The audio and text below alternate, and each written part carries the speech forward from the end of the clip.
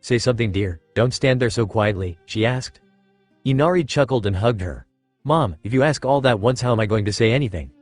Tsunami was startled as she was caught by surprise at the gesture. Not that she had any problems, far from it, yet it had been months since he had openly shown any affection to her. As he released the hold, he came face to face with his mother, who couldn't hide that surprise behind that cheerful smile of her. Inari took a deep breath and released it slowly before he bowed down. I'm sorry. Yet again, she was startled, as it had been quite a bit of time since he had took on the snotty behavior, and this was not like him at all. To watch him apologize about something. What are you sorry for? Don't tell me you broke the crockery again, we're already short on them, she said as she sighed. And no, it's nothing like that. I mean, okay, I forgot to tell you I did crack a cup while getting it from the cupboard, but that's not what I'm saying right now. I want to apologize for my behavior. I acted like a stuck-up spoiled brat, thinking that I was the only one who was right. I cried, shouted and made nuisance all the time. You didn't scold me and listened to me all through it. Thank you for everything. You're the best mom in the world. I don't even know if I should be asking for forgiveness, but I hope you can forgive me this time. I will try to become a good boy from now on, Inari said. He was unable to meet her eyes, as this was the first time he had been in such a situation and didn't know what to expect. Regardless, all his worries were in vain as his mother took him into a tight embrace. What are you talking about, idiot? A mother can never stop loving her child, and there's nothing to forgive you for. I'm just glad that you understand us now. You have also gone through a lot, which a child should never have to experience, and I'm still sorry about Kaiza. Inari cut in, I'm over that, Mom. I understand he wanted to tell us that we should never give up and always fight for what was just my cowardice that denied me from accepting the fact. With a sad tone, but then added, but it's different now. I have decided that I will take up opportunities and work hard in life. There will always be change, and it's in our hands to make our own life better. Tsunami released him from her arms as she playfully said, oh really? When did my little boy get so sapient? Haha, just the other day. The blonde leaf shinobi, Naruto-san. He talked to me and I was kind of forced to rethink what I've been doing all this time. There are things that we cannot change, and we have to adapt to them as good as we can. So I have decided that I will try my best in whatever I aim to achieve, and leave the rest to fate. God helps those who help themselves, right? Inari said. Wow, I didn't know Naruto-san was that good at conversations. I wouldn't have been able to make you understand that for years if I tried. Tsunami said, genuinely surprised, wondering if it was reality or a dream. Inari started telling her happily, he sure is, I guess. Give me some credit too, though. And do you know, I have been learning to swim since the last few days. Although I'm still not good at it, but I can hold my own for some time, at least. Now, isn't that looking too cute a moment to disturb, Zori? Both of them were surprised by the hoarse voice that interrupted their conversation. As they looked, their gaze found two men standing near them with their arms folded. One was white-skinned and fully clothed, unlike his partner. He had some lines tattooed under his eyes. He wore a blue jacket with many pockets, a purple hat and a blue sheathed katana tied to his pockets. The other was tall. He wore a patch over his right eye and had brown hair that was parted in three. He had an intricate tattoo that ran all over his left side. He also had a scar on the left side of his forehead and his mouth. He wore a fighting kimono, letting the upper half hang at his waist. He also wore bandages around his waist, sandals, and carried a long sword with him. Haha, right on point, Waraji. Maybe we should let them stay together in the same prison cell so that they can talk all about their miseries. Tsunami stood up and held Inari close to her. There was something about those men that showed they were bad news. Who are you and what do you want from us? Haha, you still don't get it, lady? We're here on the orders of Gato-san, and you will be coming with us, whether you like it or not, Zori said. Yeah, it would be better for both of you if you don't resist. Someone will get injured, and it won't be pretty, Waraji said, crackling his knuckles. Inari, run into the house and lock the doors. You'll be safe there, Tsunami ordered. No mom, I can't leave you like this. You come with me too, Inari said. Inari dear, you said you love me, right? Mom loves you too. So listen to me, please. No arguments, just go, now, Tsunami said. Inari gulped and hesitantly ran away from her towards the house. You people want to take someone hostage. I'm willing to go voluntarily, but you don't lay a finger on my son. Is that clear? Tsunami said. The bulkier one said, Hey, woman. What do you think, we're in some kind of deal here? We will do whatever we want and that little runt ain't going nowhere. If you're cool with that, lady, we accept, but it won't be pretty with the boy later if you create any nuisance, the smaller one interrupted. Hey Zori, what the hell? We don't need to listen to her demands or anything, Waraji asked, confused and annoyed. No offense Waraji, but it'd be better this way. She won't try to escape or resist as long as we don't come for her son. And we know that multiple hostages aren't exactly required. We don't need the villagers excessively hostile until he can make them give up their lands. Gato-san said that one's enough to have the bridge builder surrender to his demands. Good people and their fragile hearts. They'll defer to us even if only one life is on the line. Some righteous people shit or something like that, you know, Zori said. Waraji looked at Tsunami, who was visibly relieved that at least they won't hurt her son. He promptly went to the woman and grabbed her arm before dragging her alongside him. If you say so, Zori. I guess I'll have my fun with the woman. It won't matter whatever we do to her as long as she's alive, right? Waraji said eagerly with a malevolent look in his eyes. Tsunami was struggling to get free of his grip as she was now even more frightened of what she had anticipated would happen to her. It was one thing to speculate and totally another to confirm it. These people weren't some warriors who had any honor. Like most mercenaries, they were just in it to loot, plunder and then use all the money for their pleasures, basically alcohol and women. Although surprisingly, his partner looked somewhat disconcerted suddenly as he replied, I don't know about that, Waraji. I think we should let her be. Gato-san wants a hostage. It will be a problem if something happens to her. You can always go back to the base and do all that with those women there like you always do. Zori, you coward. I already told you, it will be fine as long as she's alive. Worst comes to worst, we can always grab that little runt back there. Now, I also know you left that runt behind on purpose. Somehow you still got a soft spot for these things, Waraji said. He added, and I know all about your reasoning, so don't give that crap to me. You're in here just for a shitload of money and don't like the idea of treating women like the fucking sluts they are. You haven't even touched a single fucking bitch back at the base. Well, if you're yourself a pussy, that's your loss not mine. I'm a man and I'm gonna act like one. Shut up, Waraji. What I do is none of your damn business. I was just giving my opinion. Thinking all the time with your dick is something that can land us in trouble with boss. That's exactly why they've kept all those women at the base so that you don't end up screwing important tasks, Zori said. All those women are now boring, Zori. A man needs something new in life. And how can I think clearly when there's such a pung milf right in my hands? You see her? She might not have the biggest parts of all of them individually, but the distribution is perfect. All juicy fat just at the right places. A bust like that makes me drool instantly. And just look at this sexy ass. She doesn't even have a husband, must be tight as a virgin would be. I'm ready to ride this bitch right now if I could, Waraji said as he groped one of Tsunami's buttocks with the other hand.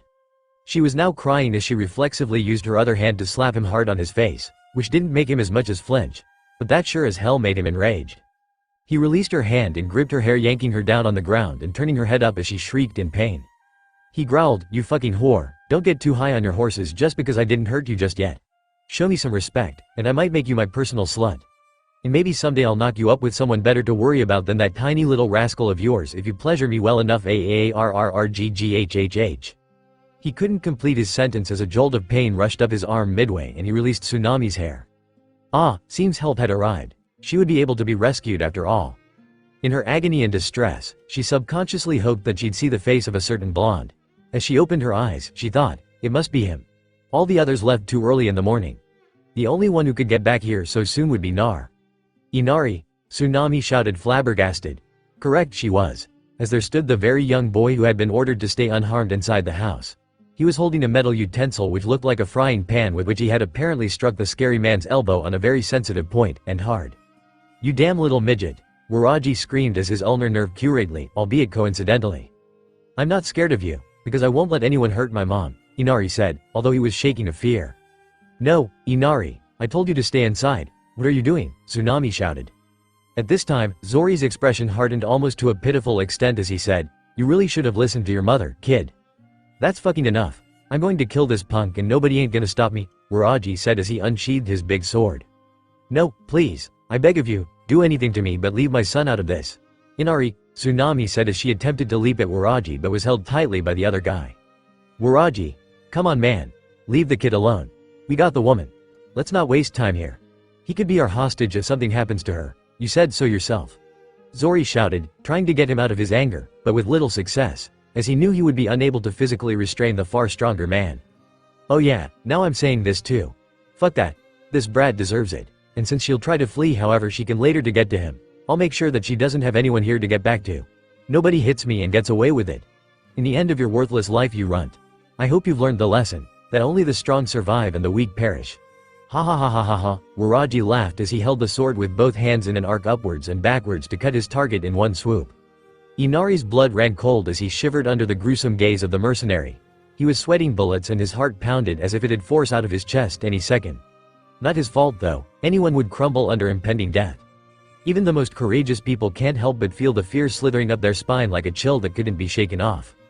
He was literally scared stiff as he was unable to move his feet and could only use the pan as a shield for the sword to hit. How useful it could be against that brute force, both of them knew well enough. "No, please, Ina," Tsunami screamed, trying to lunge at Orochi, but a hand was clamped around her mouth to shut her up and Orochi heard a loud thud followed as she was forcibly thrown down. "Haha, nice work Zori. At least I can kill in peace.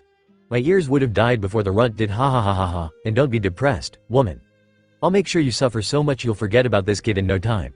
And you, give Kami my regards if you see him up there, ha ha ha ha ha," Orochi said as he swung down the big sword on the boy. As he was about to live the final moments of his life, Inari felt the lump in his throat tighten and couldn't stop the tears that had finally managed to leave his eyes. If this is the end, then so be it. I did not hide in cowardice. And I finally realized what it means to be brave. I have no regrets. Love you, Mom. Goodbye. The echo of the noise of the clanking metals was the only thing that masked the mild, unsettling sound produced by the tearing of flesh.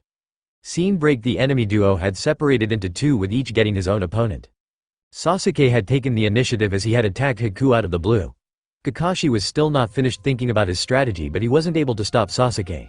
And he couldn't help him with Haku because Zabuza stood there ready to finish off the bridge builder the moment he left his position. Sakura was the only one standing at guard near the bridge builder. She had improved in her stamina during the last few days, but clearly there was nothing much she could do at her current skill level against someone of the likes of Zabuza Momochi. TCH. At times like these I wish I had better woken up Naruto earlier. I'd have to worry less if both him and Sasuke could team up on the other ninja. Kakashi muttered under his breath. If you're finished daydreaming, Kakashi, I'd have you know that your trump card is going to be useless this time, Zabuza said. Really? And what makes you think so? Kakashi asked. Hey, Haku was observing you all along the last time. He has understood the complete working of that copy wheel eye. The two consecutive steps in which it works. The eye of insight and the eye of hypnotism. Zabuza said, but it's only an eye in the end. If you can't see anything, you won't be able to do anything. As he said this, he made a few hand signs and the whole area was suddenly enclosed in a very thick mist. Huh? What? Sakura said as she tried to stay close to Tazuna. Because in zero visibility, the Sharingan shatters, Zabuza finished. Kakashi frowned as he knew that the strategy would be effective and he'd have to brainstorm real quick to come up with a decent counterattack. On the other hand, Sasuke was faring quite well than what one would initially expect from him. The tree climbing exercise had really paid off as he was swiftly balancing the shift in his chakra while being engaged in a taijutsu bout. Haku didn't seem any less of a match for him though, as he could even perform one-handed seals while fending off the attacks with the other. Suddenly, Haku performed a one-hand seal and the water around turned into needles. All of them targeted Sasuke and crashed into the ground. What? Ice release? That boy has a Kekkei Genkai. Even I can't copy that with my Sharingan. It's a bloodline trait. Kakashi looked as couldn't help but be distracted by the sudden discovery which could very well put them at a huge disadvantage. Ha ha ha ha. Now you seem to understand how much hopeless your situation is. Even if you defeat me you'll never be able to get past Haku. He is my special weapon. And he might very well be stronger than myself, Zabuza boasted. However, Sasuke managed to outdo Haku's expectations and landed a surprise attack in the end which pushed the rogue mist shinobi back. It seems I have underestimated you. I sensed the strength of the other young shinobi but you seem to pale in comparison. Still, you're no match for me. Please surrender before I have to fight you at my full power, Haku said. I have no intentions to hurt you or anyone unless it's my duty. Shut up, don't be ridiculous. Just because you're being cornered doesn't mean you can bluff your way out of it. I'm going to take my time beating the shit out of you after what you said to me just now, Sasuke said infuriated. Don't you compare me to the likes of that Naruto. I am an Uchiha. I am superior to everyone. You're not beyond me either. My bloodline trait is far stronger than yours. I will become the strongest. And what is your purpose to fight, Uchiha? Haku asked, sounding almost casual. What does that mean? And why would I bother to waste my words on someone like you? Sasuke retorted. As far as I can tell, your will to fight is solely fueled by the desire to take some form of revenge or overcome your inferiority complex. You do not have anything to protect. There is no purpose to your will. And that is why you can never defeat me like this, Haku replied. He used both his hands, suddenly forming various hand signs as the water accumulated around them began to come together, solidified in the form of ice slabs. Somehow, the water froze and it had formed a dome around both of them with the slabs being suspended in midair. That's some philosophical bullshit you preach, just like everyone else. But it doesn't matter in the real world. All you need is power. Power is absolute. It doesn't matter how you obtain it. The one who is powerful gets to have a say in everything. Like I'm going to decide what to do with you once I raise you to the ground, Sasuke said. Haku sensed no deception in his voice.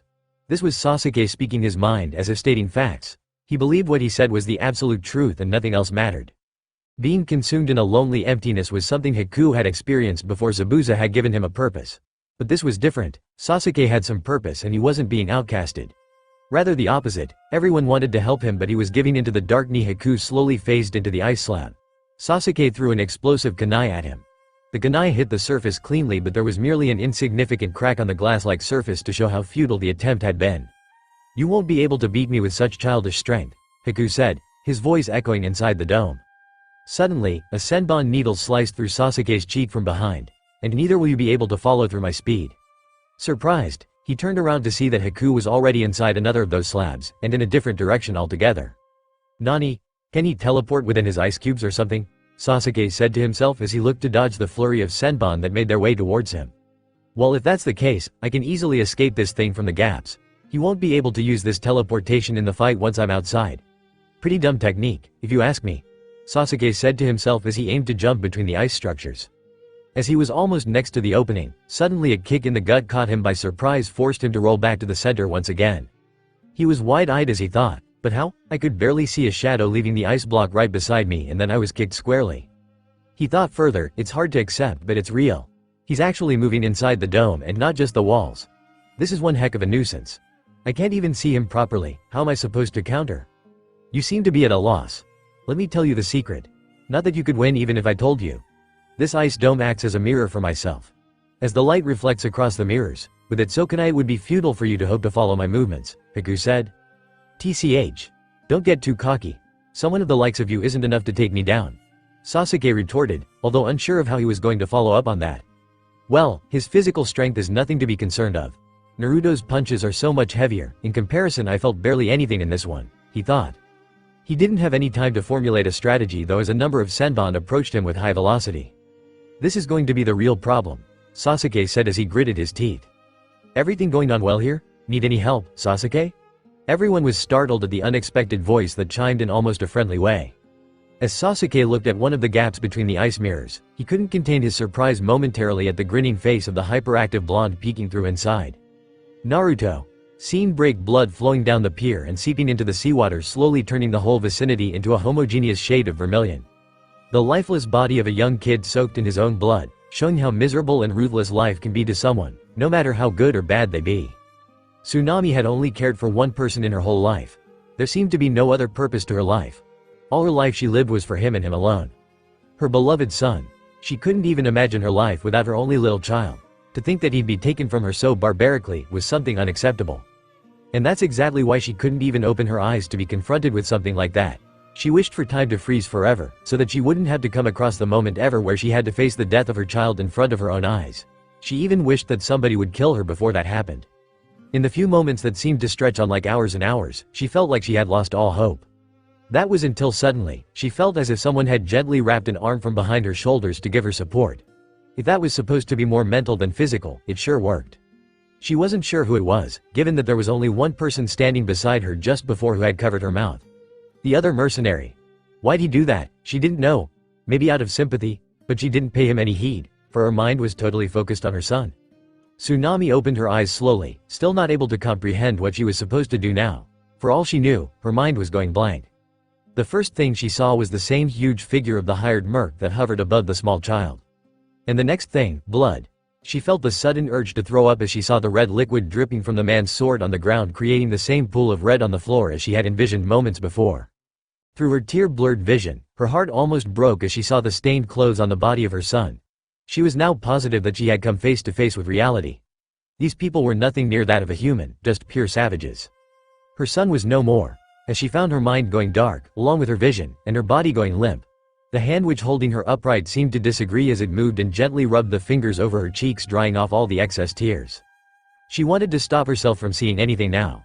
Anything more, and she didn't know what could she do to not want to die here and now. Nevertheless, the firm yet comforting arm that lightly supported her seemed to come from a place radiating confidence, if not positivity.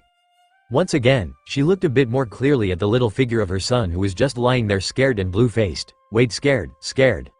He was alive. Inari was lying down in a hunched position looking at the mercenary above him and was surely looking scared out of his wits. Nevertheless, he was alive and that was all Tsunami needed to know at the moment. Inari. She couldn't help but exclaim. The young boy came out of his daze as he replied crying, "Mom." Soon as relief flooded through her mind, a lot of questions inevitably did too. And something in her mind just told her that the answer was right beside, literally. She had not expected pretty much anything, but somewhere inside she was not surprised to see the whiskered face of a blonde shinobi. Even so, what was more perturbing was the fact that Naruto had a really cold look in his eyes. It sent a chill up her spine immediately as she hadn't even seen that unforgiving a look in the mercenary's eyes. To think the cheerful boy could look so intimidating was a shocker if nothing else. However, the surprise was short-lived as the expression vanished in the blink of an eye, leaving her wondering if there was such a thing there in the first place. It was replaced by a smile as he looked at Inari. "Nice block there, Inari," he said. Simultaneously, he shoved Tsunade forward ever so slightly without saying anything to her directly. However, one look in his eyes and everything was conveyed. She didn't know how it happened, but there were two things that Naruto had expressed to her and she didn't even doubt it as if it was clear as day. That look made her realize two things. First, an assurance. A promise that nobody would be harmed, including her, as long as he's around. It was something that takes a person back to his senses when in panic. It calms the nerves down and lets a person think more clearly before he or she acts. Second, a responsibility. A message that she was a mother, and it was now her job to calm her son down from the traumatic experience that had just occurred. Not that he thought she wouldn't do it anyways, but it was a positive reminder that some things should take priority over others. Immediately nodding before she complied, she ran towards her son, not caring in the least if the man could attempt to stop her from doing so. However, nothing happened as she went and enclosed her son in a bear hug. Inari started crying on his mother's chest as she kissed and caressed his head to calm him down, although couldn't stop her own tears at the near experience of the demise of her only son. Fortunately, both of them calmed down soon enough. Tsunade's attention shifted to the blood on his clothes and was alarmed for once, only to find that the bread. Once more, the image of the blood dripping from the big sword flashed in her mind as she remembered to take a look at the dreadful man. Sure enough, his sword was covered in blood completely, but the source seemed to be actually flowing from the handle, which was barely held by those large palms. She gasped as she saw the real source from where all the blood came. It wasn't a gut-churning sight, but gross nonetheless. Both of his arms were sliced around their whole length in a spiral with a single stroke, as if carving was done on a piece of wood. Blood was slowly trickling out from all parts of the wound, covering his entire arm up to the shoulders. Moreover, the real change was in his expression. The menacing, callous look on his face had changed into that of a horrified lamb. It was evident that he had never experienced anything that could compare with what was happening to him at the moment. Hey Zori, look at this. Well, what happened? I can't even move my arms. There's a lot of blood, but I still don't feel any pain. What's happening to me? Waraji said. He was trying to tighten his arms as much as he could, but nothing responded below his shoulders. In the end, he wasn't able to hold on to the sword, which fell down from his grasp. Tell me, Zori, do you know anything? Waraji asked, but on receiving no reply lashed out in anger as he turned and said, "For fuck's sake, Zori, don't you ignore." He was met with the sight of a boy, a little more than half his size, standing there nonchalantly instead of his partner in crime. The boy held a sword in his right hand, of which only the tip was covered in red. "Who the fuck are you, bastard?" Waraji shouted. "Watch your mouth, or your tongue is next," Naruto stated in a piercing gaze. Waraji took a step back at the intensity at which the boy was talking to him, and at the same time he had confirmed that the one who did this to his arm was none other than the boy himself. On the top of it, he was threatening to do the same thing to his tongue. Shut up, little punk. What did you do to me? And what about my partner?" Waraji asked. "Nothing complicated. I cut up each and every one of your muscle tendons in your arms. You can't lift a finger now even if you wanted. And to spare you the pain, I also cut up all the nerves. The only drawback is that you won't be able to use your arms for your entire life," Naruto said. "Oh, you mean him?" Naruto added as he stepped aside just a bit, albeit enough to see Zori lying on the ground clutching his chest, struggling to even breathe normally. Zori, but when did you?" Waraji asked, staggered. "Oh, yeah, thanks for reminding me," Naruto said nonchalantly. "Tsunade-san, sorry about clamping your mouth back then. But I didn't want you to scream or try to interfere in between. Hope you don't mind." Tsunade blinked twice and just nodded blankly, still unable to follow what exactly had happened. "You can't be serious," Waraji thought with a terrified expression on his face. The one who shut the woman up wasn't Zori. Then that means Zori was already down by the time I started to swing down. Couldn't have taken more than a strike. And then he managed to cut up all over my arms without me noticing him. And then he got back to the woman. He can use his sword so precisely that he cut both my arms from inside completely. This is some kind of AM monster. I should keep my distance, but... Did you just fucking say that I'm never going to be able to use my arms again? Waraji shouted. If you raise your sword against someone, you should be ready for the consequences too. Be ready to put your life on the line. Naruto said with a determined look, raising his own sword at him as if issuing a challenge. Waraji was once again subconsciously pushed back as he couldn't gather enough courage to intimidate his enemies like he always did. "You talk big for a brat. Let's see how good you can be with those pretty ideals of yours," Waraji said as he suddenly turned. Tsunami gasped as she realized that they were too close to him since he had stepped backwards. And going by the expression on that man's face, he was up to nothing good. She embraced Inari tightly and covered him to keep the boy away from harm. "Haha, I just need one of them under my foot. The woman will do fine. No matter how strong the brat may be, he'll give up the moment I threaten to crush her throat beneath my foot or knees. It's a pity though, I would have preferred to choke her in an entirely different manner if things had gone smoothly. Well, maybe I can still negotiate to leave just the small punk behind." "Nani?" was all he could blurt as he was forced to his knees before he could even lift his foot off the ground. It can't be, how, can he thought, looking through the spaces between the fingers of the boy who was holding him by the face. He crumbled under the unforgiving icy glare that Naruto looked at him with and was rendered unable to think anything anymore. "I will never ever lose to the people who humiliate the ones working hard to protect something they cherish. You're nothing but a shallow piece of human. I really despise people like you the most," Naruto growled as he tightened his grip and smashed the guy on the floor, sending him skidding right beside his partner. Turning back normal within a few seconds, Naruto looked at the mother and son and scratched his head. "Hey, sorry about that. You guys okay?" Tsunami nodded as Inari released himself from the enveloped arms of his mom. "You saved us, Naruto-san." "Thank you," Inari said, still recovering from the shock. Naruto raised his brows a little before he smiled and said, "Don't be so humble, little guy. I saw what you did. It takes some serious courage to stand up in face of death." "Really, I guess so. Although it didn't seem like something extraordinary. I did what I had to do," Inari replied. Naruto put a hand on his head and ruffled his hair as he said, "That's the way it works. And I'll need you to keep doing the same from now on too." "Naruto-kun, if I may ask, how did you know that we needed help here? If I recall correctly, you were in a hurry and had already left some time ago," Tsunami asked. "Well, to be honest, I should have known something like this would be likely to happen. But it wasn't until halfway there that I saw a poached animal. I had a bad feeling, so I sensed for any enemy all around. Fortunately, I found those two heading here, so I rushed back," Naruto said, sheathing back his Chikudo. "I see. We are indebted to you once again. Thank you for saving our lives," Tsunami said gratefully. "I'll accept all the thanks later. For now, listen to me carefully," Naruto said, getting their attention. "At the moment, there is a risk that Gato might send someone else to check up if those two don't return.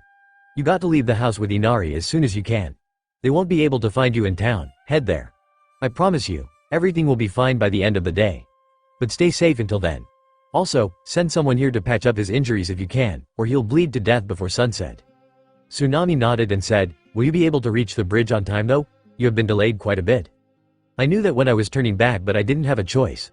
The problem is that I know Kakashi-sensei can handle himself. But the team isn't complete without me, and I'm not sure how long can they handle themselves against an enemy that's strong," Naruto said. Tsunami caught her breath as Inari, who was also surprised, asked, "So what now? Are they in trouble?" Naruto scratched his head and mildly laughed. Well, I did have an emergency plan just in case. If it works, I'll be there before the damage is done." Tsunami's motherly instincts kicked in as she said, "Why'd I sense a really bad situation in case the if it works part goes wrong? Or even right, for that matter." Naruto shrugged it off without commenting on it any further as he said, "I'm running late. You guys hurry too. I just have 8 care of before I go back." Tsunami and Inari nodded and ran away as she looked back one last time, only to see Naruto dragging off the other mercenary Zori by his collar into the woods. Zori was still feeling the pain from Naruto's attack from before, but was held against a tree as the latter threatened, "Look, I'm really not in the mood to tolerate anything that I don't want to hear right now. Let's go over a few simple questions, and I hope you'll answer them honestly, and quickly. I'm in a hurry, you see." Scene break. Sasuke groaned in pain as the ice started to reform. He knew that the fight wouldn't be over, but didn't anticipate the possibility of the enemy dodging the attack without completely or partially taking the brunt of it. Soon after he'd been surprised to see Naruto at the bridge, he found out that it was actually only a clone of the ninja. He had explained briefly how Naruto had turned back to save the possible hostages halfway, and that he, the clone, was sent to assess the situation on the battlefield before Haku got rid of him using the same senbon. Not that he wished for Naruto to help, but judging by the situation, he wasn't in a good position to finish off the enemy by himself. Not so late though, a sudden brainwave hit him when he thought aloud. "Only if I had something to get rid of this ice, I would. Wait a minute. This is the perfect match for me. Why didn't I think of this before? I have the most effective counter to this jutsu," he thought excitedly. Kaden. Gukakyu no Jutsu. Weaving a few hand signs, he had launched a big fireball towards the direction where the last senbon came from. However, it proved disastrous as the Kiri ninja was too fast to dodge the fireball jutsu and then attack him from another angle soon after. Sasuke was down to his knees now as a lot of the senbon needles had pierced the tendons of his arm and calf muscles, rendering him nearly immobile. That was a neat textbook trick. Unfortunately for you, my ice regenerates faster than you can melt it. On top of that, the huge fireball makes a great blind spot. To be honest, I have attacked you only at the non-vital organs until now. But I will have to take you down for good if you don't concede. So give up already, you've lost, Haku said. As if I would. Give me your best shot. I can't be taken down by the likes of you, Sasuke shouted, trying to stand up. After all, if I'm taken down this easily, how can I even imagine to defeat him, he thought. Your own inflated ego and contemptuous nature will lead you to your demise, whenever it may be. Haku glared as he readied up a bunch of senbon to finish him off. Sasuke, being unable to move, could only prepare himself to endure them. Suddenly though, both of them were surprised as the roof of the dome was smashed into bits and pieces, immediately after which a blur of orange landed in the middle of the hemisphere. Hey there, Haku, I've been itching to meet you again. Outside on the bridge, an intense battle was going on between the two seasoned shinobi. Kakashi was on a disadvantage, having been taken a direct slash of the Kabikirabocho, which was directed at the bridge builder. He was bleeding a lot and there didn't seem to be much damage to the enemy at the moment. Although judging by the calm expression on his face and the manner in which he drew the blood on his thumb before weaving a few hand signs, it was clear that he had something up his sleeve. On the inside, Sasuke too was surprised along with the enemy upon the sudden appearance of the Konoha nin. Although he did look quite fatigued for someone who didn't even fight yet, still it seemed almost inhuman to reach the bridge from Tsunade's home in such a short period of time. Naruto, how'd you get here so quickly? Your clone was out here just a few minutes ago. Naruto hid a smirk off his face as he replied, I handled the situation earlier than expected. I'll fill you on the details later, but can you brief me on our opponent first? Priorities, Sasuke. Sasuke was ticked off but then replied, this guy uses ice by freezing up the water around. These ice blocks act as mirrors from which he can jump one to another very fast. Along with the rays of light, according to him. Haha, not quite possible. He'd be able to go to the moon and back within a few seconds if he were that fast. Don't mock lightspeed. It's nothing to be joked about. If someone would actually surpass lightspeed, he'd have to have infinite mass, which would destroy the universe. What did Einstein work so much for anyway? Characters should not be hyped just because the mangaka says they can even be faster than light. Unacceptable. Naruto thought, breaking the fourth wall, XD. I see, he did give you quite a bit of trouble, didn't he? Naruto said. Sasuke got annoyed as he said, are you mocking me? I don't need your help, I'll deal with this guy alone. Are you sure? You don't seem like you'll be able to handle someone at the moment. Except Sakura, I guess, Naruto said. LMAO Burin. That was like the best insult possible at this point of time. Haku emerged partly from an ice mirror, interrupting the conversation as he said, Uzumaki Naruto. No surprise to see you here. Both of us knew that it would come to this day. Yet I will give you a chance to back down now or you'll end up like your friend over there. I don't hesitate to finish off my opponents if the need arises. Naruto stood confident in front of Haku as he said, thanks but no thanks. We'll sort it out the old-fashioned way. He cracked his knuckles to show that he wasn't going to back down at all, with a sanguine grin on his face. An unwise decision. You could have saved your friend's life instead of the bridge builder. However, I can't say I didn't expect that out of you. I suppose I read you fairly well during our last encounter, Haku said with the same impassive tone to his voice. Naruto chose to put a pause to the conversation at the moment and show him by actually doing it rather than talking it out, which would finally result in nothing fruitful. Additionally, Sasuke was hurt badly. Not in a life-threatening manner, but he needed medical attention as soon as possible. Moreover, there was a minor chance that Kakashi might be having difficulty in handling Zabuza, or that he could be in a clutch like last time with the water prison. Haku got the message and took the initiative by launching a bunch of senbon at the blonde shinobi, to which the expected counter was that he'd unsheath his sword. However, to Haku's surprise, he casually flicked up a stray senbon lying on the ground into his hand and quite skillfully deflected all of the incoming projectiles. He couldn't help but say, sorry, you're not the only one who knows how to use these things effectively. Lighter in weight than kunai, these are highly effective for speed attacks.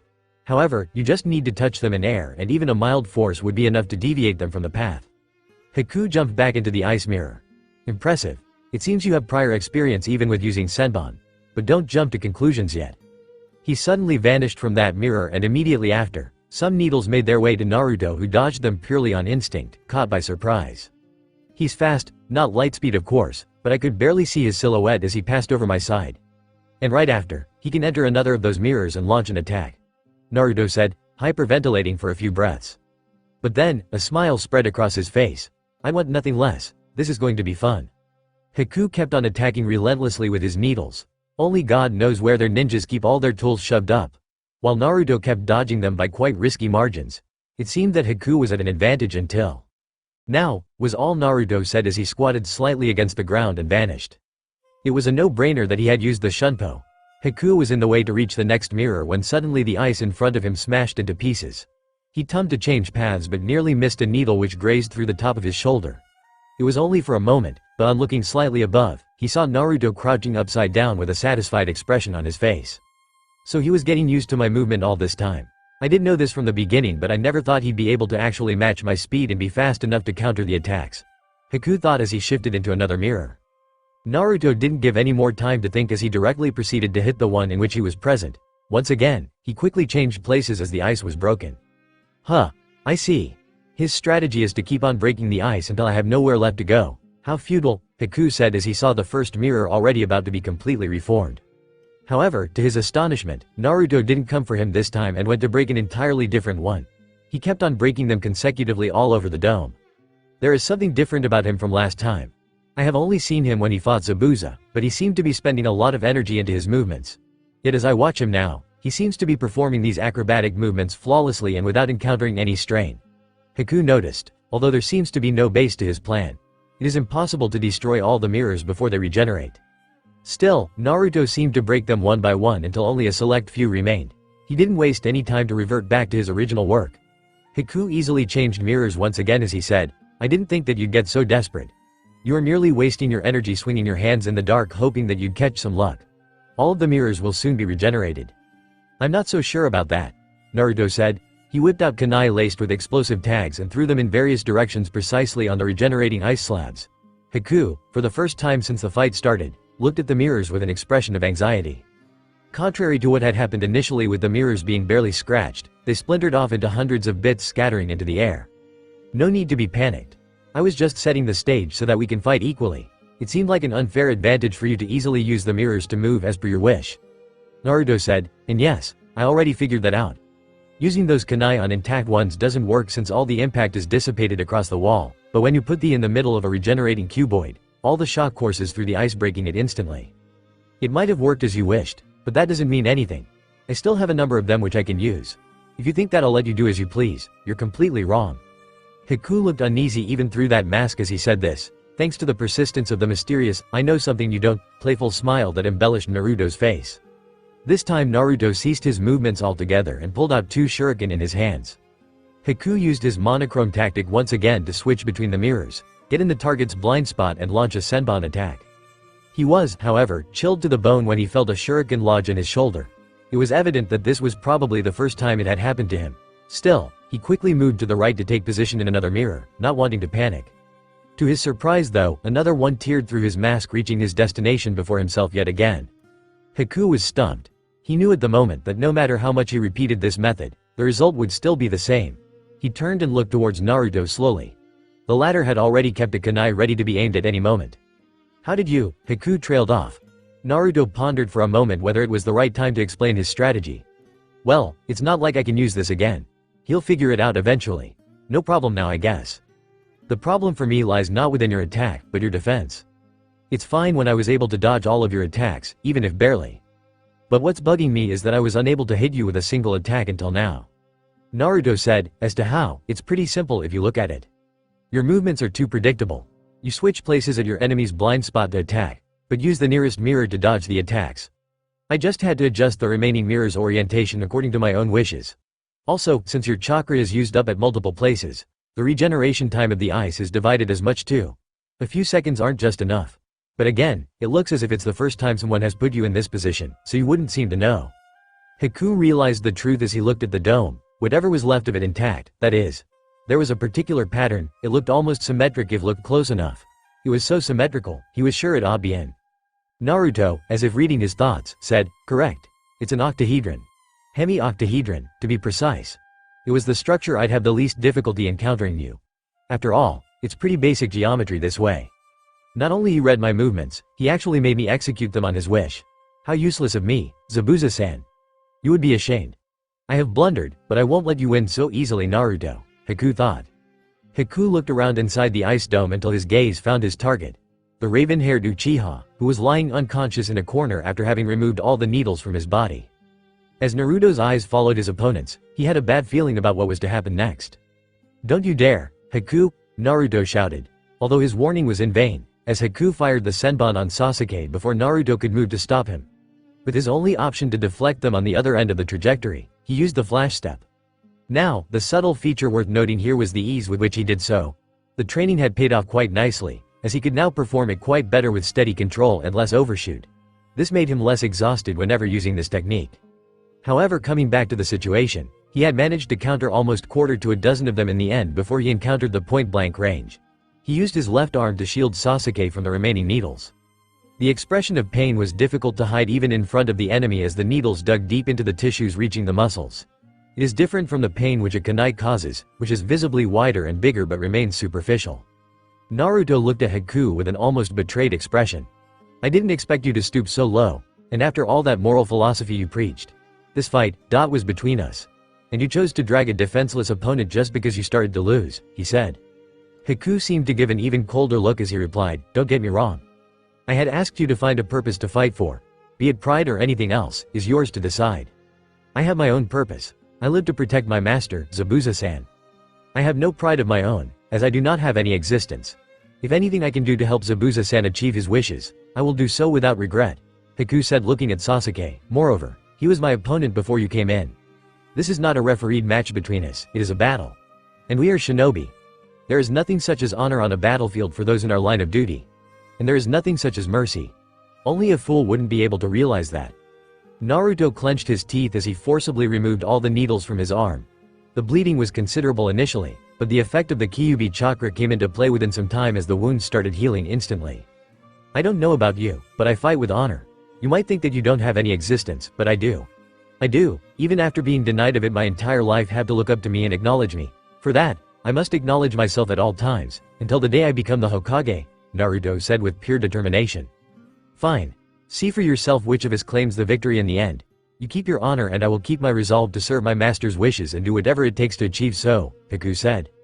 Naruto wasn't able to make the "bring it on" comment as Haku immediately started pushing him back, attacking continuously. At the same time, Naruto couldn't just dodge either since Sasuke could only be protected by blocking each and every weapon that came his way. As he kept on parrying the needles, one or two started crossing his guard primarily due to the sheer number of them. He was trying to keep up with all of them with his kunai, but it wasn't virtually possible.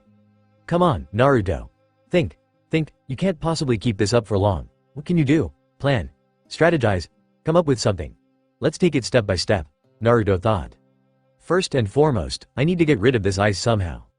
That's his only strong move, as far as I can see. But how? I can't break them all by force. There's not that much time. Plus there's Sasuke. I need to find something that can destroy it all at once. Some weakness of this jutsu. Thinking of it, what exactly is this jutsu? Hyoden. I have read about it before. It's an art used to combine both water and wind chakra natures to produce ice.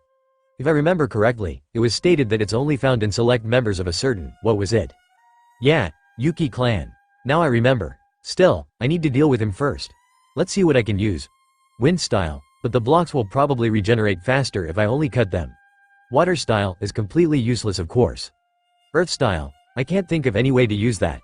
Damn it, I wish I knew an awesome fire jutsu or something. I would have just melted or vaporized the whole thing off.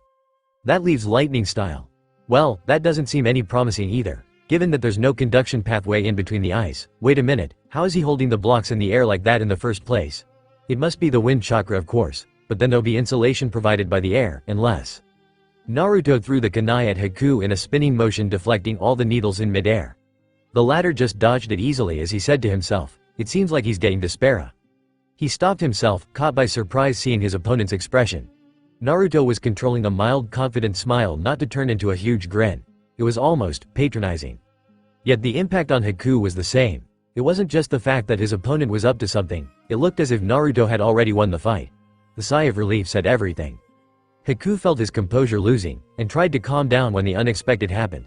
Naruto vanished, and so did Sasuke. He looked around quickly to find them, only to spot the duo about to exit the dome beside him.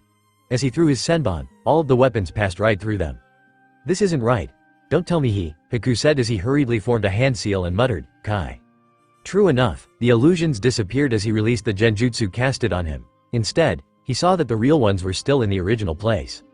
"Oh, you were too quick to dispel the genjutsu. I thought I could buy more time," Naruto said in a complaining manner, but it sounded totally like he didn't care anyways. "Cheap tricks like that won't get you out of my grasp. It doesn't matter how good you are at genjutsu, I can dispel it," Haku retorted. "Sorry to disappoint, but that's about as good as I am at using genjutsu. However, I got just enough time to pull these out while you were distracted. And let me tell you, these are 100% real. No genjutsu you can dispel. Good luck finding us," Naruto said as he threw a bunch of smoke bombs on the ground. Haku almost cursed under his breath as the whole area got filled with white smoke. Should I use futon to blow it away? No, he'd have enough time to escape. I need to find them now. As he quickly maneuvered himself mirror to mirror, he saw a silhouette almost immediately. Considering himself lucky, he attacked Naruto. But to his surprise, the ninja dispelled into even more smoke and he wasn't there anymore. "A deceiving cage bunchin taking advantage of the smokescreen, so that I couldn't detect its appearance," Haku said. "How annoying." He swiftly moved inside the dome and got rid of a bunch of them in a few seconds. He must be with the other boy. To ensure his safety, Naruto won't leave him with only the clones. Looking around, he found a bunch of them concentrated within a spot moving slowly towards the exit. And between them was someone black-haired. "Found you." Haku said that as he attacked them with his needles. Most of them got hit and weren't able to keep going as they poofed off. Sasuke was dropped to the ground as he and a single Naruto who also fell on his butt were the only ones not hit, but were not too far from that. Haku casually walked up to them, picked Sasuke up and looked at Naruto. "Do you get it now? It doesn't matter in this shinobi world how you get things done. It's solely the purpose and the results that matter. It would have been great if everything went by the book, or if everyone was honorable enough. But it's not, the world doesn't work that way. Is that so? Just because others don't do it doesn't mean that you get the liberty not to. Truth, honesty, honor, I live by them all. And if I lose sight of them, then how can I call myself a good person, let alone a great leader? If you despise someone yet act like them, then what's the difference between the two?" Naruto fired back. "All of that is glorious in theory. Yet the person providing us with capital is the most resourceful, not having even one of those qualities, and the ones about to get crushed are the ones who lived a mediocre life until now, and about to die a miserable death. What's the use of that honesty? Did that get them anywhere?" Haku said. "I never said they're ideal. I didn't even bring them into the conversation. Values alone don't provide you a peaceful life. One should be strong enough to defend himself too. But since you brought it up, here's a stark difference. Each one of them have a sense of righteousness and determination in their hearts, while Gato is somewhere hidden away in cowardice and constant fear that someday his sins will get repaid," Naruto said. "Whatever that may be, the truth is that I've won here," Haku said as he struck a senbon in Sasuke's vital organ. "Have you?" As soon as Naruto said this, Sasuke changed into the familiar blonde before poofing out of existence. Haku's eyes widened as he realized the truth. He was tricked all this time. As he turned to look around, there was no one else in the vicinity and he was almost sure of it as the smoke had cleared out by now. He really did take the gamble to not protect the other boy himself. Maybe he was betting on me trying to think like that. That I couldn't have predicted. It paid off for him. With the hostage gone, I no longer have the advantage. We're back to being on equal footing. He can't use his pattern trick again," Haku thought. "So why does he not look like that?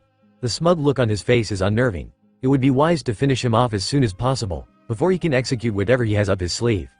As Naruto propped himself up, Haku backed off once again into the ice walls. However, Naruto didn't give him enough time to aim his weapons as he used Shunpo to run around in the dome. "What is he trying to achieve?" Haku said in confusion. Suddenly, Naruto hopped into the center and squatted down, tensing his quadriceps. "No, don't tell me he's trying to get out himself too," Haku said as Naruto launched himself to the top with a tremendous kickback force. "I can still get him though. I'm in a blind spot, so he won't be able to see me." Arin approached Naruto with the intention of hitting him back into the dome. A gut feeling crept up his body telling him something was not right, as if asking, he was so observant until now and now he just left me in a blind spot. Doesn't this seem a bit too convenient? Alas, there isn't that much time in the midst of a battle to ponder over things. Additionally, there didn't seem to be anything else he could do. Using needles would have hurt Naruto but certainly not stop him from exiting the structure. So he did what he could, aiming a kick for the shinobi's back to propel him off course. Almost right before it connected though, Naruto's right hand grabbed his foot. He wasn't given enough time to get surprised as Naruto performed a complete flip midair to deliver a kick of his own which hit Haku's abdomen hard on the left side, sending him flying down while never losing his upward momentum. As Haku crashed into the ground, Naruto finally exited the ice dome for the first time since he entered it and checked the whole area from outside real quick. He pulled out his sword while in midair as he started falling back down due to gravity. He covered his sword with chakra as he jammed it down into the topmost ice slab. Naruto looked down at Haku, not figuratively, who was lying down on the ground with a face which might have shown that he was disappointed with himself, although there was no way to verify with that mask. Though no words were exchanged, Naruto knew what Haku was thinking as he said, "Yes, you're right. I turned my blind spot to you intentionally to lure you out. Thankfully you didn't use your weapons. It wasn't going to completely ruin my plans, but would surely have been a pain in the ass, maybe literally. In the end, you were right where I wanted you to be." Upon receiving no reply, Naruto sighed and said, "I'm a sensory ninja after all. I might have not used my abilities in the beginning since your chakra was light and it mixed with all this hidden chakra around. But now I can distinguish you out easily and that makes a difference." "I see. It was a fault on my part. Nonetheless, I will not stop here. As long as I have my hidden, I won't let you interfere with Zabuza-san's battle," Haku said as he sat up slowly clutching his abdomen. Although when he looked up at the face of the blonde ninja, he could just sit and wonder at the expression which could only be compared to that of the bubbly excitement that a child can't contain within himself. Naruto weaved a set of hand signs in rapid succession as Haku slowly but surely realized what chakra nature Naruto was going to use. He didn't know if it would even work and how, but judging by Naruto's look, he suddenly became almost sure it would. Reiso. Ikazuki no Utage, Lightning Burial, Banquet of Lightning. In a matter of few seconds, after Naruto slammed his hand on his Chikudo, sparks started flying from the sword until they converted into something bigger, akin to lightning jolts. These thunderbolt-like electric waves enclosed the whole ice wall, instantly producing visible damage to the structure. It was an all-or-none gamble. Either the dome would be completely destroyed or it would withstand the shock with nothing more than a few cracks. And everyone knows, Lady Luck is always on our hero's side, fueled by his determination. Naruto intensified the Raiden chakra through his sword into the dome. Finally, the dome couldn't withstand the sheer amount of energy flow and then, it shattered. However, this wasn't like last time where Haku could constantly rebuild the structure one by one. All of it was gone. Absolutely gone.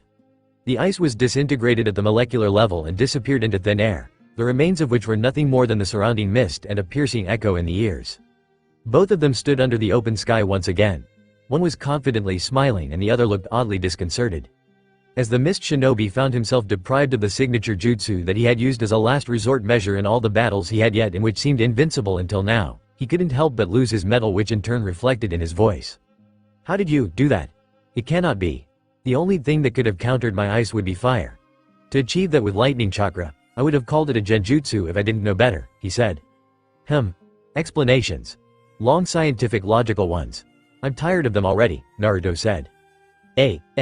Yeah, right. It's me who's going through all this trouble for the readers, so you better not complain, Uzumaki. You might be a bit smart in this fanfic, but you still are a knucklehead to me. XD. You're ruthless. Let's get on with this. Naruto replied, looking at the sky, aka the fourth wall communication line. True enough, the most logical course of action would be to melt all the ice completely, or at least to an extent where you'd be unable to utilize its speed boost. However, I'm weak at Kaden, so I had to improvise. Naruto said, I went to the basics where every answer is hidden. Ice is formed using the water or its vapor and condensing it highly using wind chakra to reduce the temperature or increase pressure, or most probably, simultaneously both. But the real question was how you kept all those blocks floating around. Simple enough when you look closely, futon. That was when I realized that it's because that wind chakra holding the mirrors is saturated with moisture, due to which you can efficiently replenish the ice in no time. Haku tried to argue but was stopped. However, everything has its downside. I would have avoided using Raiden altogether if the wind was dry. Although, high-intensity lightning can even ionize air, it wouldn't exactly be enough for me to break the entire thing. But here comes the turntables. The moisture was perfect to conduct the electricity. All the discharge passed right through the entire dome in no time, and all of the shock had nowhere to dissipate except forcefully explode. Haku was about to make a remark when he was interrupted once again. And if you have any doubts left, you can read the thermodynamic properties of electricity. High-intensity electromagnetic waves can generate a great amount of heat transiently. The additional heat helped in breaking the molecular bonds of the ice, and that made it disintegrate completely. That's my theory. Although I didn't plan on that before I saw it happening. Lucky coincidence, Naruto finished. Haku waited for a few moments this time before he replied. I accept my loss. You are stronger than me. Physically and mentally, both ways. But I can't give up my ideology. I will continue to protect Zabuza till the last of my breath. For I exist to serve him, as a servant or as a tool, whatever the case may be. Naruto just sighed and shook his head. Haku took a taijutsu stance once again, for the first time after engaging with Sasuke into the battle initially. However, it was a forlorn attempt as Naruto far excelled in the skills of taijutsu even compared to Sasuke, let alone Haku. Naruto blocked each and every jab and kick thrown his way without putting in much effort. The hits are so light I don't even need to dodge them. Doesn't he practice anything except that Haiden jutsu? It sure was an awesome one, but being a one-trick pony never works in the long run, he thought. Just as he was thinking of going easy on the opponent, Haku aimed a punch straight to his chest. Judging by the previous hits, there wasn't any need to dodge it, so he crossed his forearms to absorb the impact. And boy, they did. He was forced back a step or two as his arms unexpectedly sent back the signals of pain, surprising him to a considerable extent. What the hell? There wasn't much force behind it this time either, but it felt like he hit me with a metal rod or something like that, Naruto thought. Haku attempted a roundhouse kick which Naruto dodged, before he went for a left jab. Naruto blocked it with his shoulder but flinched a bit. Haku didn't relent as he swung his arm into a right hook which blocked with his arm. This time he felt the impact quite well. This isn't normal. What's he doing to toughen his hits so well? He thought before he realized it the next moment, of course. Haiden, he said to himself. True enough, as he could now observe a minor reflection every now and then on Haku's hand. He had coated his fists with crystal clear ice which was well nigh impossible to spot to an unguarded enemy. The layer of solid ice was just about the right thickness which wouldn't be broken by the impacts, would deliver a good amount of damage, be virtually invisible to the naked eye and possibly serve as an armored glove in defense. That's it. I'm done with you. I came here with a promise to the people of Wave. I won't lose, no matter what, Naruto said, getting annoyed more so at himself than his opponent. Haku didn't show any change in his tactics as he continued to attack Naruto using the same armored hand-to-hand combat. Naruto, though, took it really seriously. In a sudden change of pace, he not only dodged the aforementioned punches, but also added in the mix a few of his own. This led to Haku not being able to keep up in the offense most of the time. He started to slow down as Naruto repetitively broke through his guard while dodging his own attacks effortlessly. Finally, he slipped up. Out of desperation, he attempted to connect a hook which would be too far-fetched. Literally. Naruto wasn't close enough for a surefire hit, but he had to do something. Measuring his luck, he converted it to the best possible chance he could have. Instead of going horizontal, he swung his arm downwards from above. It would maximize the possibility to hit Naruto's head before he could dodge, and the impact would be considerable. Although in his heart he knew, that would create half a chance at best. Too bad, it didn't work. Naruto was too focused in the battle to let his guard down. With his eminent sensory ability, he easily maneuvered himself out of the path of any unwanted attacks. Now with Haku completely defenseless in front of him, he knew what to do. With a bootless effort of regaining his stance, Haku attempted to raise his right arm in order to defend against the upcoming attack. However, he was interrupted as Naruto grabbed the hand before it could even move.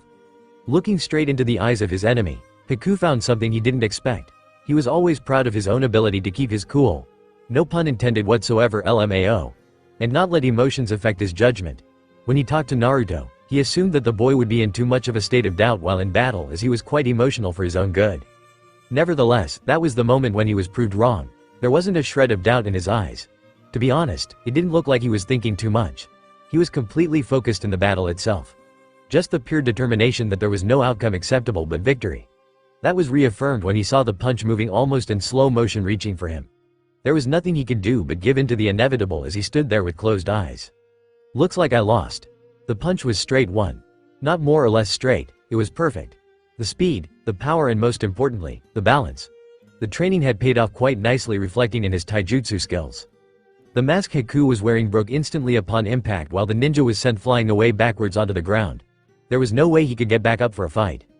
As he lied there gazing at the cloudy sky for some time after painfully opening his eyes, he heard footsteps of his adversary. Despite what state his body was in, he forced himself to sit back up on his knees. Kill me. He could look at the leaf shinobi's feet who ceased to move just a few steps ahead. The latter made no movement to grant the mist shinobi's wish, almost as if hesitant to do it. I know you don't want to do it, but you have to. I failed my purpose of life as a tool that would always aid and protect my master. You have to finish me off. Looking at you I can tell. You haven't killed anybody in your life. But even for the first time you must, if that's what you have to do. For you too, or a shinobi. There wasn't any movement on the other end yet. Do it. You won the battle. I would have done the same. I wouldn't have even flinched before I'd finish you off. Draw your sword and run it through my neck. Make it painless if you can. Even if you don't, I don't have any rights to complain. A failure never does. The movement resumed as the leaf ninja came right in front of Haku. Quite sure that it was an end deserving for someone like him. Well, at least he tried to be sure. He closed his eyes to wait for the inevitable death. It was possibly something that would free him of this world. But the sword never came. Instead, a light thud was heard as if someone fell down. When he opened his eyes, he saw the boy kneeling in front of him as well. Tracing his own gaze upwards towards the boy's face from the ground, he couldn't even diffusely imagine what expression the boy must have carried. Never would he have imagined that look though as he stared deep into the azure eyes. There was no disdain, no scorn, no anger, no greed, no ego. His eyes were as gentle as a loving hand on the head. Vanished was the fierce intensity of battle that had just been present, replaced by the affection and kindness that flowed within. And that smile, his smile felt like the most genuine one that could exist in the entire world. And before he knew it, he was enclosed in a warm embrace. What are you doing? This is a battle. You're supposed to kill me. I'm your enemy, Haku said. No, you are not the real enemy. I can see that you mean no harm to this country. You're just following orders, Naruto said. Of course I am. Aren't you doing the same? This is what a shinobi does, Haku replied. No, I'm not. Our mission profile didn't ask us to fight shinobi. Neither did the Hokage tell us to do this. It's our own judgment to do the right thing, Naruto said. Does that change anything? You might have that liberty but I don't.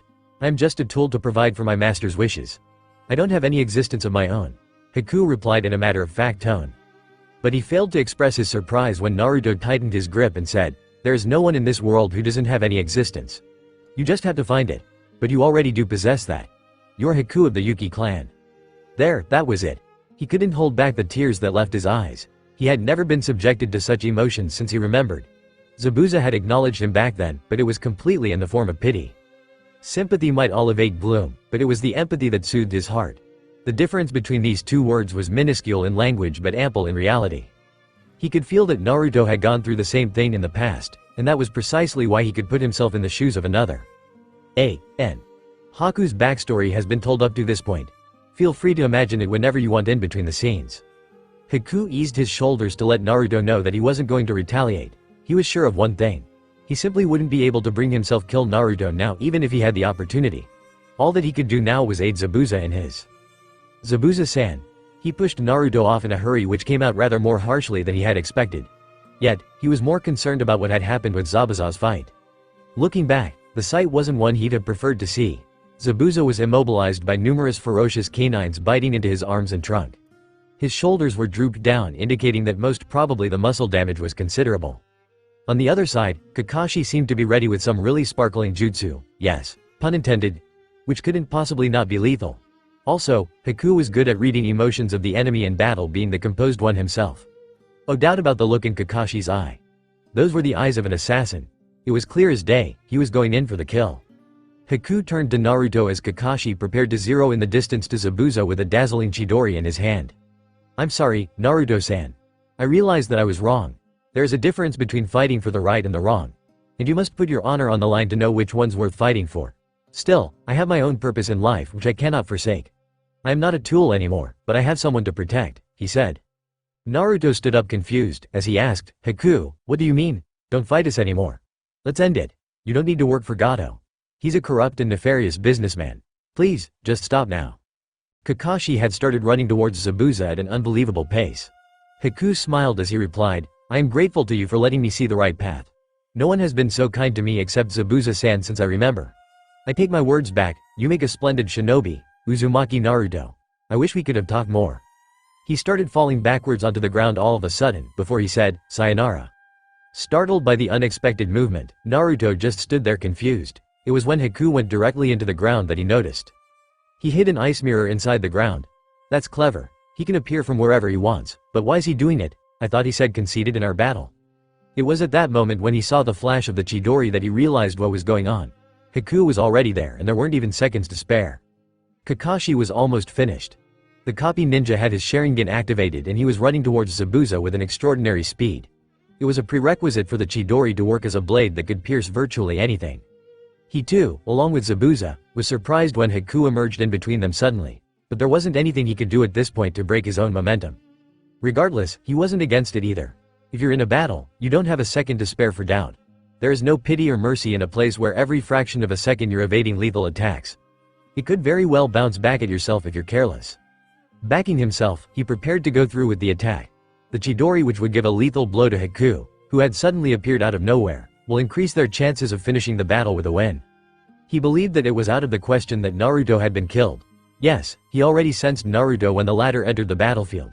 To be honest, he was quite relieved at that fact because he was anxious about Sasuke fighting the skilled Kiri-nin alone. Now, Naruto could also have been lethally injured or defeated, but that was highly unlikely too. Most probably Haku had escaped mid-fight to aid his master. But with this, all that should be left for them would be to finish off a debilitated Zabuza. And he was fairly certain that he could do that alone even without the aid of any of his subordinates. With the enemy defeated, the bridge would be completed before Gato could plan to do anything again. It was a bit haughty of him to think so, but he couldn't see anything going wrong at this point. As if, only if, he could take in the unpredictability that radiated within a mile of his beloved student. As he was merely inches away from killing Haku, he was blinded by a sudden bright light to his right side, right after he could make out a kunai passing by. Of course, it only took his Sharingan a blink to refocus, which was impossible with the tunnel vision that his other eye experienced in such situations. And when he did, he found none other than Naruto right beside him. Staggered as he may be, he didn't have any time to think about virtually anything at this moment. The Chidori was within centimeters range of the target, and the visual sonic effect of the jutsu was too intense to keep focus. Still, he knew that if Naruto's here, you have to be prepared for anything and everything. Accurate he was in his assumption, as his lightning blade passed through nothing but thin air. He was surprised at the development but kept his concentration on not losing his own balance. Although it was highly unlikely, but it could all be the enemy's trick, so a ninja ought to never lose focus. Struggling to maintain balance, he overstepped and kept running while decelerating slowly.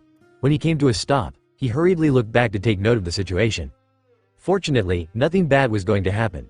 Both Zabuza and Haku were lying one beside the other against one side of the bridge. Naruto was also lying there breathing heavily. It seemed like Naruto had kicked away both of the mist ninja out of harm's way. But this led to the real question. Why? What was the need to save the enemy? Surely he wasn't getting cold feet. If things went wrong from this point on, who would be responsible? There was only one way to obtain the answer. Keeping an eye on the enemies, Kakashi walked to the young boy. Although he didn't look normal on a closer look, he was panting heavily, and his muscles were too tense to be in a relaxed state. What could have happened to cause such strain on his body? "Naruto, are you okay?" he asked. "Hey Kakashi-sensei. I'm alright, just need some deep breaths." Naruto replied as he stood up trying to brush off the vertigo. He was greeted by a punch on his head as soon as he said that. "Care to explain what was this about? You must surely not have forgotten how everyone was about to be killed just a few days back." Rubbing his head while streaming down anime tears, he replied, "You could have asked nicely too. Anyways, I didn't do that to save Zabuza. I don't know anything about him. But there was something that told me Haku shouldn't die on this battlefield. He's not the person you'd call evil. He's just following orders from someone he acknowledges as his master." Before Kakashi could say anything, he added, "Yes, I do understand the fact that he is my enemy. So I'm ready to take full responsibility if anything happens. Plus, Zabuza was along with him. I didn't have to think of anything at the moment, so I saved the other one too just on instinct." "Good thing you understand. Still, don't think you'll get away without any consequences. We'll save that for later," Kakashi said. Naruto just nodded his head, knowing that there was no way around this. He turned his head to the demon of the mist, who was now walking towards them with the support of his aide. "Why did you save my life, boy? Answer me," Zabuza snarled. "Geez, you're welcome. But know that I was there to save him. You had nothing to do with that. It's just that he wanted to save you, so I couldn't think of anything else at that particular moment," Naruto replied. "I'm thankful that you saved my master, but the question still remains. Why did you save my life? I told you I conceded. There was no use for me anymore. You should have let me die and be of some use in the end," Haku said with a guilty expression. Naruto got angry all of a sudden and pointed at Zabuza. This is all your fault. Look at him. He's ready to give up his life for your sake. And how do you treat him in return? As some disposable weapon? Is he just a tool of yours to help you win battles? He's your student, can't you have an ounce of generosity to show him?" Zabuza laughed with his characteristic demonic voice before he said, "You still are a child. Don't talk to me as if you know how the world works. For a ninja, it's all about being the stronger one. You can't justify something you judge to be the right one unless you possess the power to enforce your claim. And to die while helping me fulfilling my purpose, there is nothing better than to act as a tool. Nobody understands this better than Haku. I found him when he was about to die and saved his life. He owes it to me and I can take it back whenever I want. He's right. You would have granted him a favor be of some use." With every syllable, Naruto's anger flared up. His whiskers were seen getting prominent and he was subconsciously concentrating such an intense amount of chakra that was almost filling up the air. He sensed somehow for an instant that Zabuza's intent wasn't as insultant as his words and that he was hesitant somewhere in the back of his mind. Yet, the completely empty look in Haku's eyes after hearing Zabuza's words was the factor that overrode his reasoning as he released a massive amount of killer intent. One didn't have to look at the crimson eyes of the blonde shinobi to realize that something far more sinister than his supposedly nicknamed demon opponent could be unleashed. The choking pressure in the air explained everything. Even seasoned warriors of the likes of Kakashi and Zabuza were alarmed at the sudden appearance of a massive force. Naruto pulled out his sword. "You bastard, what do you know about him? I can tell because I know what it's like to be all alone. Just because you saved his life doesn't mean you own him. It's self-sacrifice on his part that he stayed with you at every point of time despite you treating him like crap. I just can't stand it anymore." Naruto stepped forward with a speed that even Kakashi wouldn't be able to stop him, and before anyone knew, a blade tore through Zabuza's shoulder. The detrimental effect was immediate as blood started flowing freely from all the teared-up muscles and ripped vessels. However, being the seasoned warrior that he was, all that left Zabuza's mouth was a deep grunt. Everyone was surprised. Zabuza, Haku, Kakashi, Dot, and even Naruto.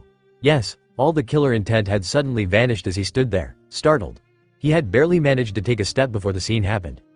A dagger suddenly came out of nowhere flying towards Haku. Being in the blind spot himself, he didn't realize it until quite later. Both the Leaf Ninja were too far to do anything about that. The only one who could was Zabuza, standing right beside Haku. Even though he knew what was about to happen, he was virtually unable to push away the young boy with his non-functioning hands. So he did what he could, tackling away his apprentice with his own body even if it meant getting himself into the trajectory of the weapon. The dagger lodged into his left shoulder just above the first rib. It was a light and pointed knife, especially meant to be used as a projectile rather than hand-to-hand combat. Everyone looked at the source of the surprise attack. Amidst the light fog, there appeared to be gathering a few men. It was surprising since that side of the bridge was unfinished, from where no one could walk in. On a closer look, more of them were climbing up a suspension ladder from a decent-sized boat anchored right below the unfinished edge of the overpass. All of them seemed to be armed with various types of weapons, implying that there was a good possibility that they were mercenaries. Their expressions didn't seem to deny that assumption. In the middle, there stood a person juggling around a few knives with a single hand. He appeared to be their leader even though was almost inconspicuous at first glance. The reason being mostly his appearance. He was a tall one, nevertheless his physique was almost malnourished. His hair were messy, eyes thoughtless and posture lazy. He wore some loose-fitted clothes to cover his slightly protruding belly, and looked quite detached from reality. The signs of tattoos could also be seen on his shoulder running across his arms as well. He had a mildly light skin complexion and dyed his hair just shy of a peacock, with all that red and blue mixed with the black. One could assume he was even lazier than Shikamaru, but there could be other reasons as well for his scruffy appearance. He also had an open bottle of some cheap alcohol in his other hand which he probably kept gulping down whole day, judging by the fat on his liver and the absence of the same on the rest of the body. Whatever be the case, he didn't quite look like he'd be someone to fight on a battlefield given his fragile physique. The only thing he seemed to be adept at was flicking knives with those extremely flexible wrists of his. Perhaps he was the one who attacked Haku. "Who the hell are you?" Naruto shouted. Well, no gratitude in people these days. I was helping you in killing these two useless ninjas." The man said, "I guess I must introduce myself. I'm Izquierdo, here on behalf of Gato-san." A voice interjected in the conversation, "Tell Gato that there is no need for reinforcements. I always work alone. Especially because of stupid shits like these who can't differentiate between ally or enemy." "It seems you misunderstood, Zabuza-san. We are not here to aid you. We have been ordered to do your job ourselves and finish off the useless fucking Kirien quoted by Gato-san as per our convenience." Izquierdo replied with a cold look that suited his face quite well. All of the men had gathered on the bridge by then, leaving just an anchored ferry behind. "So you're saying Gato is betraying our deal now?" Zabuza growled. "Betray? Please.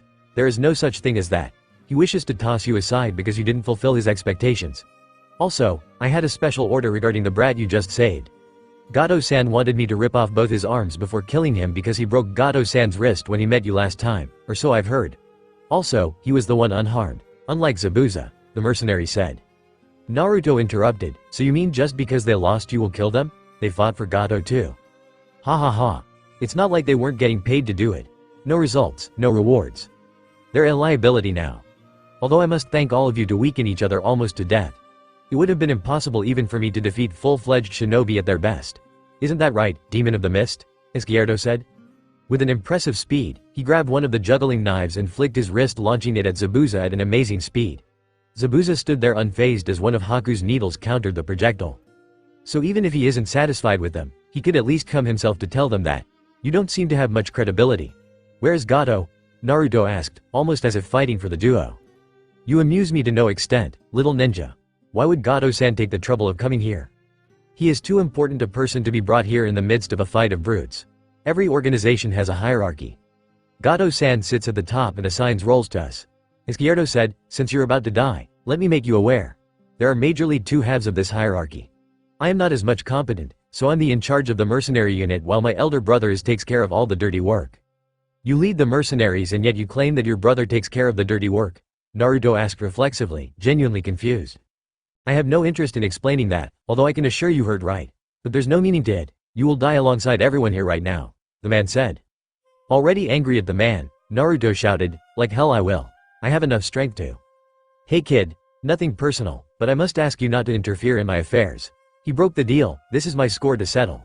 I have no hostility towards you anymore, as the mission is no more. I'd like to ask a favor though, can you lend me a weapon? Zabuza said. Naruto hesitated for a moment but then immediately tossed him one of his own kunai.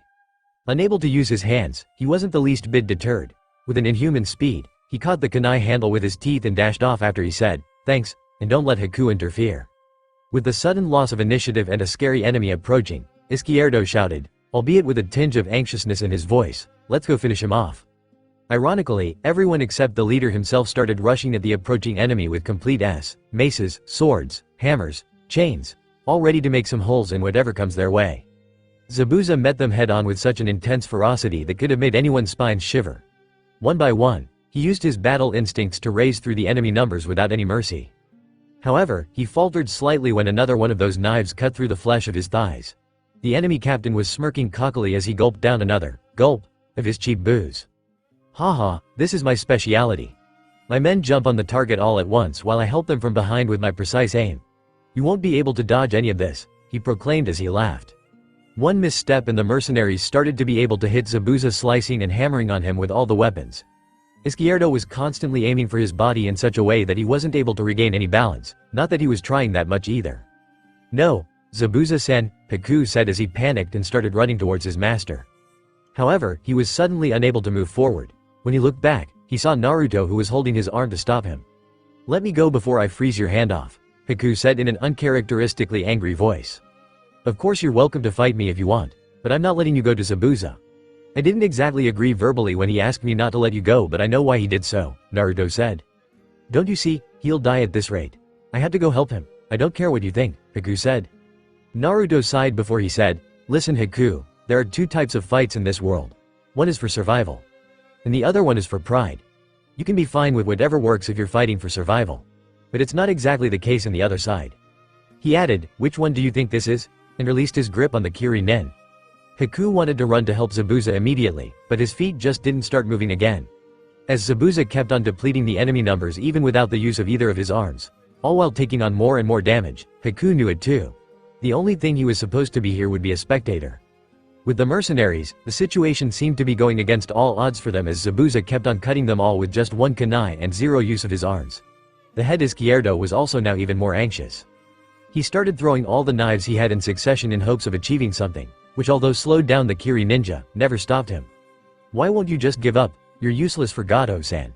And useless for anyone else too. Just stay there and let us finish you off already, he shouted.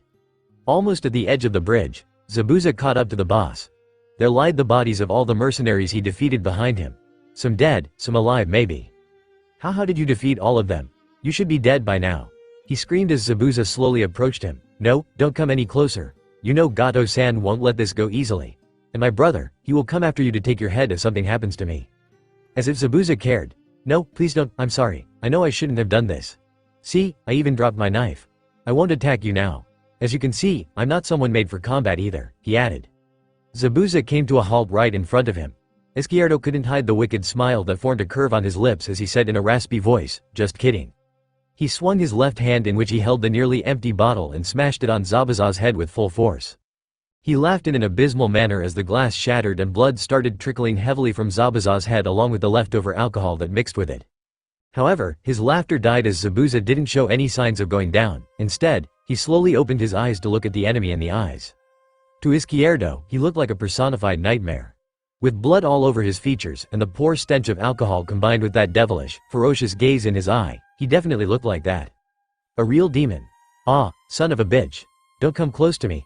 You motherfucking demon, he cursed, screaming. Zabuza didn't faze as he swiftly moved across the man and jerked his head with all the might he could muster to lodge the kunai as deep into his chest as possible. The mercenary spurted out blood from his mouth as he took a step backward and felt his legs weaken.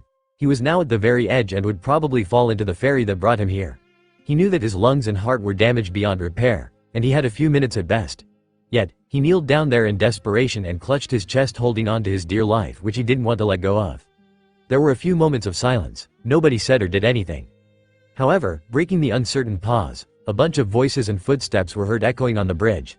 When everyone looked in that direction expecting another mob of mercenaries, they were caught by surprise.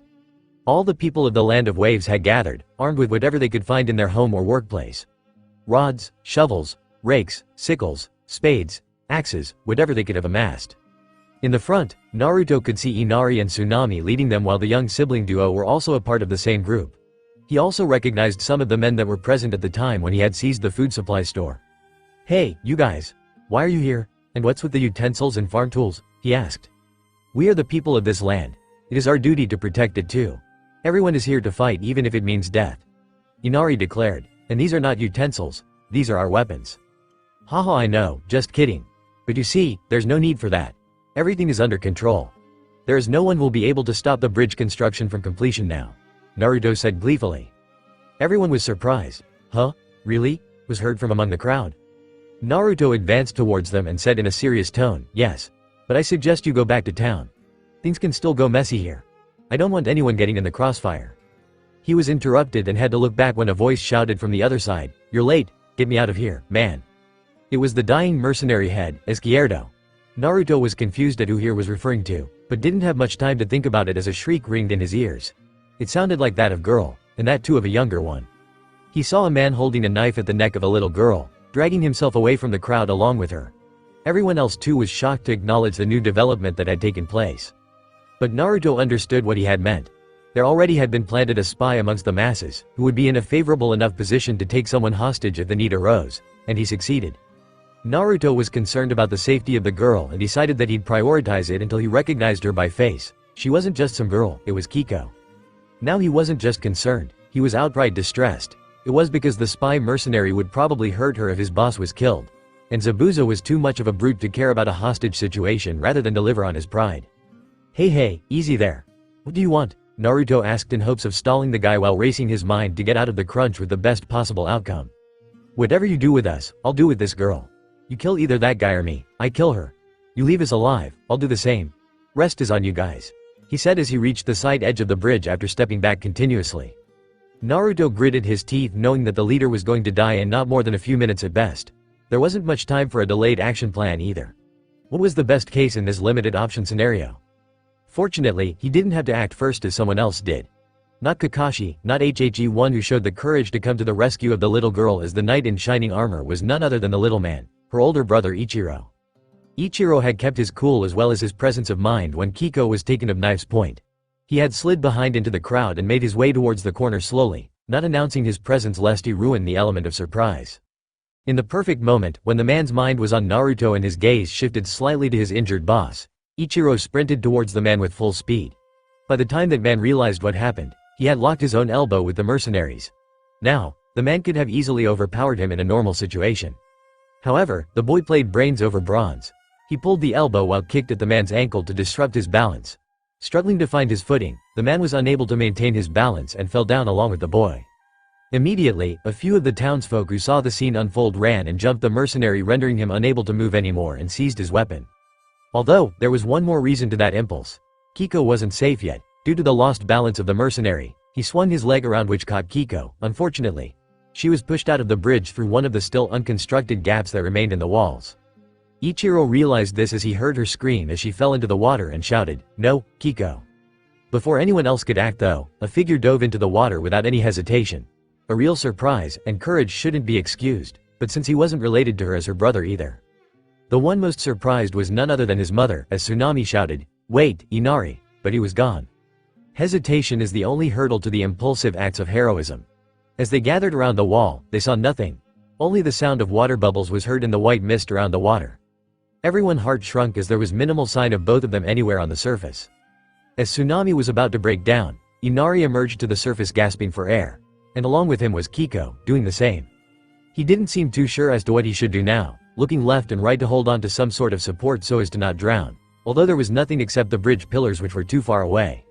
"Rope," Tsunami said. "Somebody throw a rope down there and pull them up." However, everyone looked at each other as none of them had brought any kind of wire, let alone rope. Tsunami looked back at the children in desperation, preparing to jump in the water herself. "Step aside, everyone, incoming Uzumaki rope support." Everybody looked as a figure flipped over them and the edge. Naruto had jumped into the waters without any way to get back up, or so they thought. Numerous shadow clones emerged midair catching on one another until the last one planted his feet on the bridge and acted as the lever. Both Inari and Kiko were almost out of breath again due to the adrenaline rush and were going to drown back into the water. But Naruto swiftly grabbed them under both his arms while the clone at the top pulled himself to the maximum. Once the next clone found his footing, the previous one dispelled and the pattern repeated until Naruto found himself back on the top with the two children safe in his hands. He took a sigh of relief. He handed over one immediately to the nearby standing Tsunami, who took him in her arms and started sobbing. He then proceeded to move towards the young boy who had risked his own life to save her sisters. "Here, I don't need to say anything, because no one knows how to take care of her better than you. And let me tell you that you are the bravest young guy I've seen around," Naruto said as he gently put a crying Kiko on the ground where Ichiro hugged her. With tears in his eyes, Ichiro said, "Haha, nothing like that.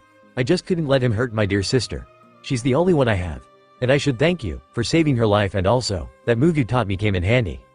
"I'm glad it did," Naruto said, "but the one you should thank isn't me. Inari was the one who showed courage like you did and saved her. If children like you guys are the next generation of the Land of Waves, there's no way anyone like Gato can lay their hands on this place." Ichiro looked at the kind blonde ninja and nodded, smiling. "Of course. You can count on us. Now that all's well and good on this end, we have business to take care of," Naruto said as he stood up and looked towards the only remaining enemy, who probably didn't have much time left to live. "No, fucking dumbass. You could coughs asterisk," as Gyardo said, clutching his chest as he spit out more blood, "have easily got me out with that hostage. But you had to be careless and now I had to asterisk coughs pay the price with my life.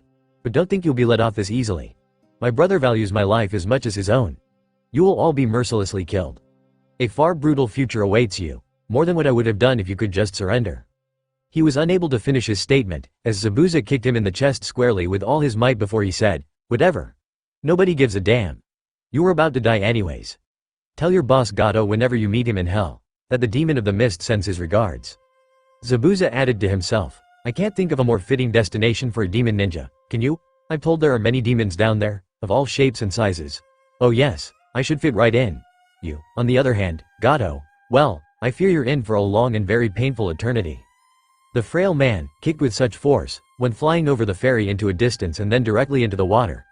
There was no trace left of the body except a few air bubbles as the sea underneath engulfed it into its vastness. Everyone looked at the scene unfold with dread but immense concentration as one of the enemy was mercilessly sent to his death. It might be a part of a shinobi's job, but to the common man that still made one's stomach churn. But everyone was more apprehensive about the fact that not all the enemies were done for. The most nightmarish one was still standing on the bridge, having killed who was probably one of his allies until yet with a single kunai without the use of his hands. As he turned towards the crowd, everybody was alarmed at the anticipation of what was about to happen.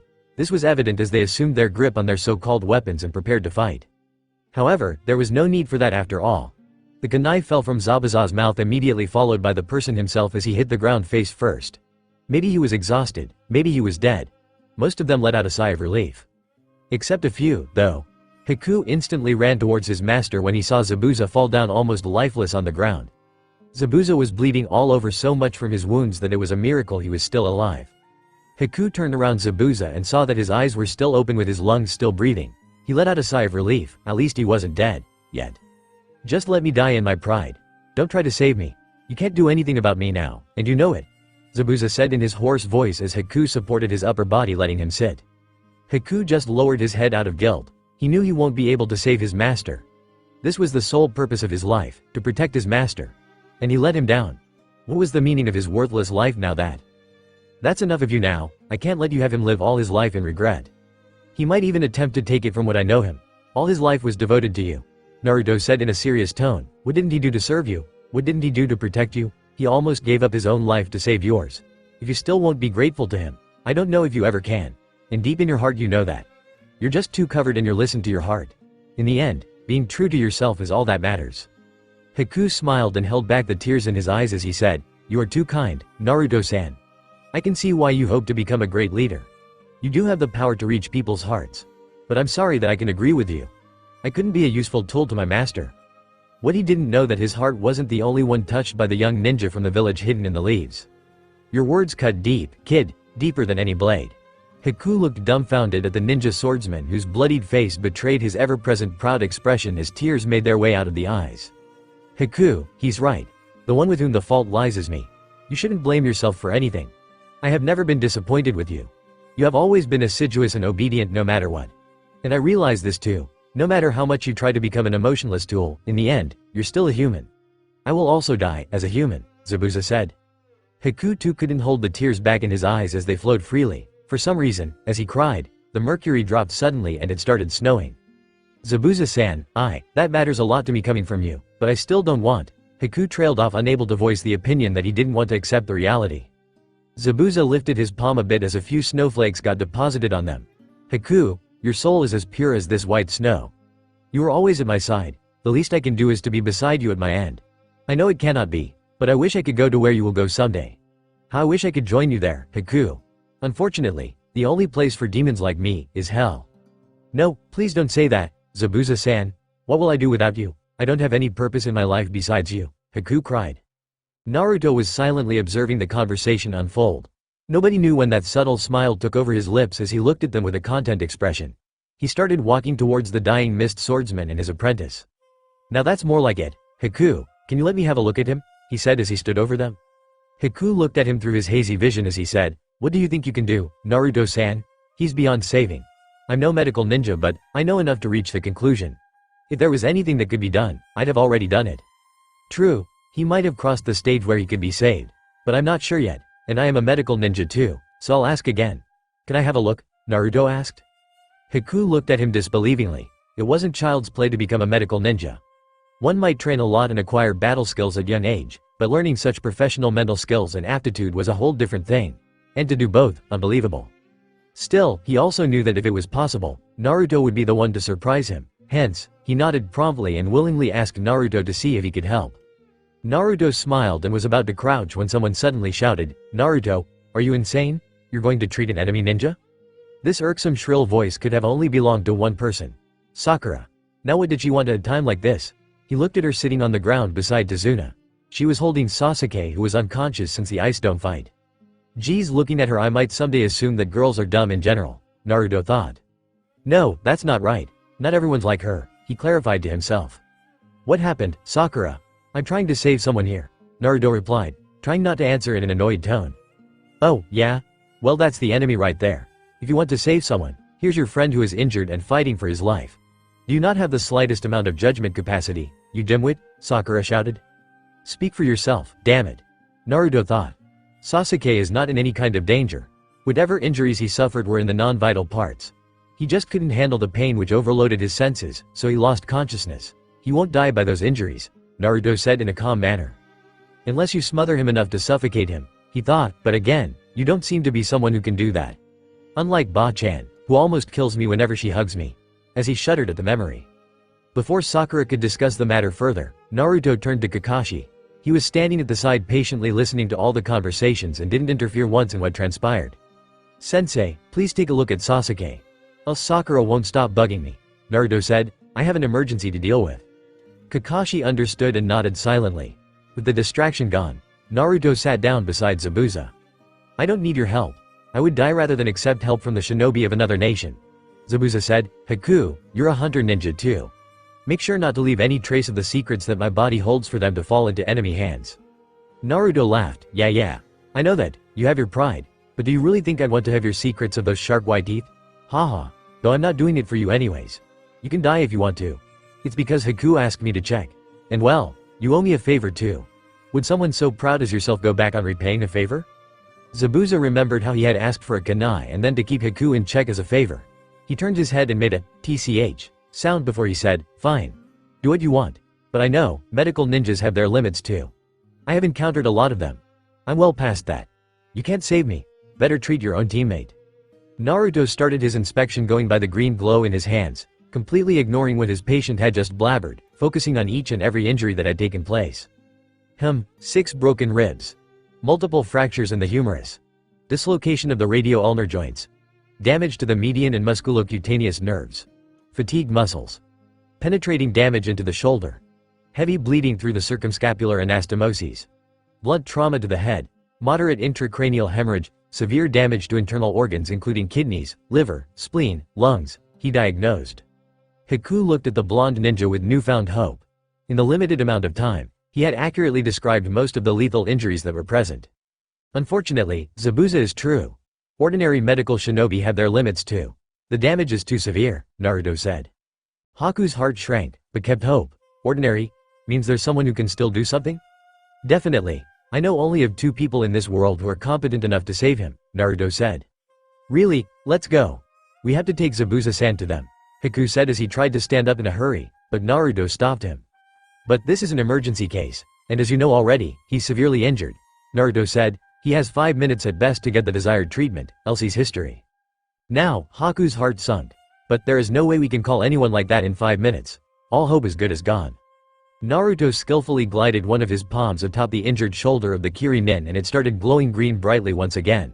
He looked like he was focusing each and every iota of concentration that he could build into healing the profound destruction that occurred owing to the injuries, yet managed to continue the conversation. You didn't ask who those 2 people were? He asked. Haku didn't look up as he hid the tears beneath his long black bangs of hair. Does that matter? You said so yourself. If he doesn't get emergency treatment he's finished. Naruto was quite busy reattaching the broken arteries lest he would have chuckled. Guess I'll tell you anyways. One of them is the master of the healing arts. One of the legendary Sannin of Konoha. Granddaughter of the Shodem Hokage, Lady Tsunade Senju. Haku wished voice. Seems like she's a big deal. Why'd she even come here even if we managed to find her in the first place? Zabuza interjected in a weak voice. I know of her. I'd better die than engage with that woman in any situation. Piss her off and you'll find yourself in a hearse wishing to die while you're still alive. If you still want to believe in humanity, Haku, I suggest you never encounter that woman in your life. Naruto went behind the injured ninja and grabbed his head tightly, earning a flinch and probably an inaudible curse in reply, and started treating the hemorrhage that threatened to be the most fatal injury out of all. He was surprised though that even the demon of the hidden mist was apparently scared of Tsunade's temper. Not impossible though, she could pulverize literally anyone on a bad day. Angels or demons, didn't matter. Son of a bitch. I think I know who the second one is, Zabuza said suddenly as Naruto finished patching him up but was inaudible to Haku as his still weak voice. The latter was stirred up by a flick on the forehead. He raised his head to see Naruto pointing at Zabuza. I'm sure of it. You must be some skilled nin to perform medical ninjutsu with such proficiency. Zabuza said, I know because I can feel it. Earlier I was sure that I'd die, but now all I'm left with a damn big headache. Naruto smiled and replied, as you said, you're not my enemy anymore. If you want to return the favor, I request as a medic to not strain yourself. You might not be dead but you can be anytime with those injuries. Rest for some days and wave, then you can leave. Usually Zabuza would have decapitated someone already if he had talked to him like that. Yet, the radiant smile that the boy carried was infectious. He closed his eyes in a silent affirmation. As Naruto turned to leave, he heard his name. Yes, Haku? Arigato, ji gozaimasu. Haku replied with mild breaks in his speech which was natural, given the tears of relief flowing down his chin. He was too much relieved to express his surprise over the incident. I'm glad. Naruto replied in satisfaction as he left the boy to take care of his master. He walked up straight back to his own team, who were just a little farther from where the villagers were gathered. He spared a glance towards them, where both Inari and Kiko were now safe and comfortable, and let out a relieved sigh. He sat down and checked Sasuke's vitals. Fortunately, Sakura was scolded by Kakashi and didn't interfere too much in what he was doing. As I said, he isn't any kind of danger, he said. He started healing the Uchiha on the spot to whichever extent first aid could be given. His own breathing had become shallower and the fatigue evident between the creases on his forehead was missed by everyone but Kakashi. You did good, Naruto. Everyone is safe and sound because of you. I'm embarrassed to say this but even I couldn't have handled everything so well, he confided in his student. He didn't get a reply so he assumed that Naruto must be concentrated on his work but then heard, thanks, Kakashi-sensei. But the job's not done. Everyone was surprised but it was Sakura who voiced the question, we saved all the people. You even saved the mist shinobi for God's sake. No one can stop the bridge from being completed now. What is left? Our mission was to protect the bridge builder. We did. You must be joking or something. Let's go back to the town and celebrate. We won. Naruto finished up healing Sasuke which was apparent in the form of the latter's stable breathing and then stood up. In all seriousness, what you heard is true. The job is only half done till now. See, I know we protected the bridge builder, he started. On a side note, he looked at the villagers and said, the rest is really up to you guys here. Especially you, Tazuna. Everyone is now counting on you. He continued, and I'm so happy about that. We got off this situation really well. But you all saw what Gato is capable of doing, right? Taking a pause, he glanced at the piles of bodies that lied all over the bridge and all the eyes followed on cue. It wasn't a scene anyone would ever wish to encounter again. Especially in a peaceful, secluded country like this. For starters, your assumption that Gato will just accept a loss like that isn't justified. He might try to sabotage the bridge again. I know that he probably won't, but can you deny the possibility? He does have widespread political connections too. You can't put it beyond him to cover it up easily. Moreover, he might not sabotage the bridge physically but take one of you hostage and bargain against that, making you destroy it on your own. The possibilities are endless, Naruto said. Naruto, you're being impatient. The young genin was surprised to hear that his teacher was in a disagreement on the point. Kakashi added, look around, do you think everyone is in a condition to carry out the mission right now? Let's go back to the town, rest, and then we can prepare to infiltrate Gato's place and catch him. And what of the people who were forcibly caught by him? I have heard in town from many people who say that he took their family away against their will who never came back. Naruto said, his anger growing. Don't look at me like that. I have already taken that into consideration. There is no way Gato will be able to move them all away in such a short time. Plus, you know that even if he does, we are in no condition to do anything effectively at the moment. Plan and then proceed. Kakashi replied, trying to convince his hot-blooded student. That's the thing. What happened on this bridge is not something which can be kept secret. And as soon as Gato gets to know that there's even a minuscule chance that his life could be in danger, he will pack up and move away somewhere inaccessible. Even if we save the people, we cannot get him to justice, Naruto said, keeping himself adamant on his reasoning. Kakashi was thinking of something which could convince him to listen to him, but felt some relief when he heard the sentiments of the villagers. It was voiced by Tsunami. Naruto-kun, we all know that you want to save our people, but please, don't do anything rash. Our captured fellow people too wouldn't wish that someone who saved the land they fought for died, just because he was in a hurry to save them. Your sensei is right, come and heal yourself first. Naruto grinned with his reassuring characteristic smile and said, do you really think I'm going there to die? I told y'all, I'm gonna be the Hokage Datbeo. There's no way a bunch of thugs like that can defeat me. Kakashi finally let out a sigh and said, there's never an option with you, is there? I'll come along with you. Naruto put up his palm and stopped him. And who do you think is going to protect them all if they pull another one on us and send someone else too? Kakashi blinked and looked at the blonde ninja. You're certainly not assuming I'll let an inexperienced genin enter alone into the enemy territory, infiltrate their base and capture a high-profile target? Something like that. Naruto whistled. Absolutely not, Kakashi retorted. Naruto turned around and started walking away from everyone to the end of the bridge. Sorry, Kakashi-sensei. But I'm doing this. You can report whatever you want to Hokage-sama. I'll take all the punishment. I can tolerate anything, but I can never turn a blind eye to someone who's suffering. That is my pride as a Konoha shinobi. Kakashi stepped forward himself. Naruto, do as I say. This is not something you can chide off. It's for your own safety. I will stop you by force if I have to. Naruto stopped walking. He turned back his head. Please, sensei. Kakashi was at a loss of words. He looked in the eyes of a young immature shinobi, yet he could see the courage that could even parallel that of old seasoned warriors. The sheer determination alone that was reflected in his eyes could move mountains. The will of fire that resided within every shinobi of Konoha was blazing through on earth that Kakashi could now possibly stop him, regardless of the method used. Even if something bad happened, it won't be as bad as the situation could get now. Kakashi knew in his heart instantly that there was only one course of action left for him. Whether it was right or not, only time would tell. Don't be late, or we'll leave you behind, he replied in an indicative manner. Naruto smirked as he said, of course, I'll be back by dawn. All the townspeople couldn't do anything but watch as the young daredevil walked towards what was their menace to put an end to every suffering they had. However, Sakura couldn't help but raise the question, but do you even know where Gato's hidden base of operations is located? Don't worry, I have a lead, he said as he stood at the edge of the bridge.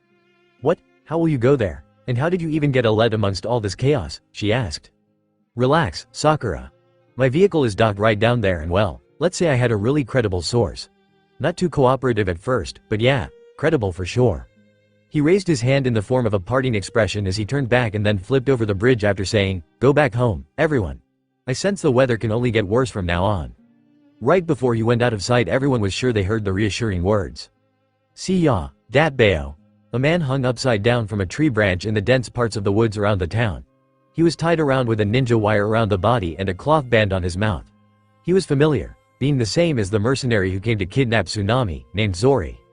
His pants could still be seen wet supposedly from some time before, and he was sweating profusely while shivering and muttering over the same thing repeatedly. That kid is D-Devil himself. I'm never going to be involved in something like this ever again. Scene break and time skip. Come in more, yeah, a little bit more to the starboard. Stop, that's about right. We'll drop the anchor here. You can step outside. A man was standing on the pier of the dockyard and giving instructions to workers who went on to drop the anchor and clean the ferry. A single person stepped out of the boat and shook hands with the person in charge. The dockkeeper asked, "You're late, ain't you, Waraji-san? Didn't you start rampaging around with the women this time as soon as they lost?" He added in a lower voice, "Maybe having boss around does make you restrain a bit, even though you claim to deny the fact." He was right in a sense, as the person emerging from the ferry indeed looked Waraji. However, what he didn't know that under the familiar face, there hid a very clever shinobi of Konoha. A mild smile spread across Naruto's lips. "Yeah man, it was good but couldn't have any fun. Izquierdo-san came unexpectedly and stole all the glory. I'm really annoyed at that bastard, but I can't do anything about him right now," he said. The dockkeeper looked at him with a scrutinizing gaze with suspicion, and Naruto thought that his cover had been blown. But suddenly the man started laughing. "Ha ha ha ha. You're sure the same as always. But be careful, if boss hears that he won't let you off easy. Rumors of you being rebellious are not something new here, but it may go wrong for you any day," he said. "Speaking of which, where's everyone else? I sent the ferry off full of people and see the only one returning is you? Hell, even Zori-san isn't here and he's always the one to keep you in check." "Haha, I don't care. I live like I want to. Anyways, everyone started celebrating there as soon as we captured the place. I didn't feel like going all out there only to be in a squabble with that crumbling stick. Zori stuck around taking care of the work and all. You know how he is." Waraji said, "I'm gonna take a break and enjoy the spoils tomorrow when no one there to interfere. For the time being, I guess I'll just make myself comfortable." The man nodded in understanding after contemplating for a second, and said, "I'll let you handle giving the good news to the men inside. Not that they're not every time in the mood of, but they'll love getting a reason to party." Waraji started walking towards inside the base and said, "Sure will. It's not like I'm not in the mood to party myself." Well, that went smooth. I didn't think it will work this well, but he fell for it. Naruto sighed inwards. He had extracted all the information from Zori beforehand about the base before reaching the bridge. Since Waraji was incapacitated for at least some time and he had more of a rowdy, unpredictable demeanor compared to his counterpart, Naruto decided that impersonating the mercenary would be better. He applied all the knowledge he learned from the psychology books. No thanks to Tsunade here, he did it on his own. He read in the library, and then carefully constructed and balanced the character that the mercenary could have possessed and expressed in his social interactions. Courtesy of that, it seemed that he didn't look out of character, at least to the dockkeeper. "Waraji-san, I must ask something that bugged me from what you said," the man asked out of the blue. Naruto stopped in his tracks, rubbed his forehead and asked what was it. "Did you really call boss a crumbling stick?" he asked. "Shit. I wanted to be a little more bullshit here, but I guess I got too carried away. Should have stuck with Izquierdo-san or something." Naruto facepalmed mentally. He was thinking of some way to rectify the error if at all possible, but was confused when he heard some laughter from the same source.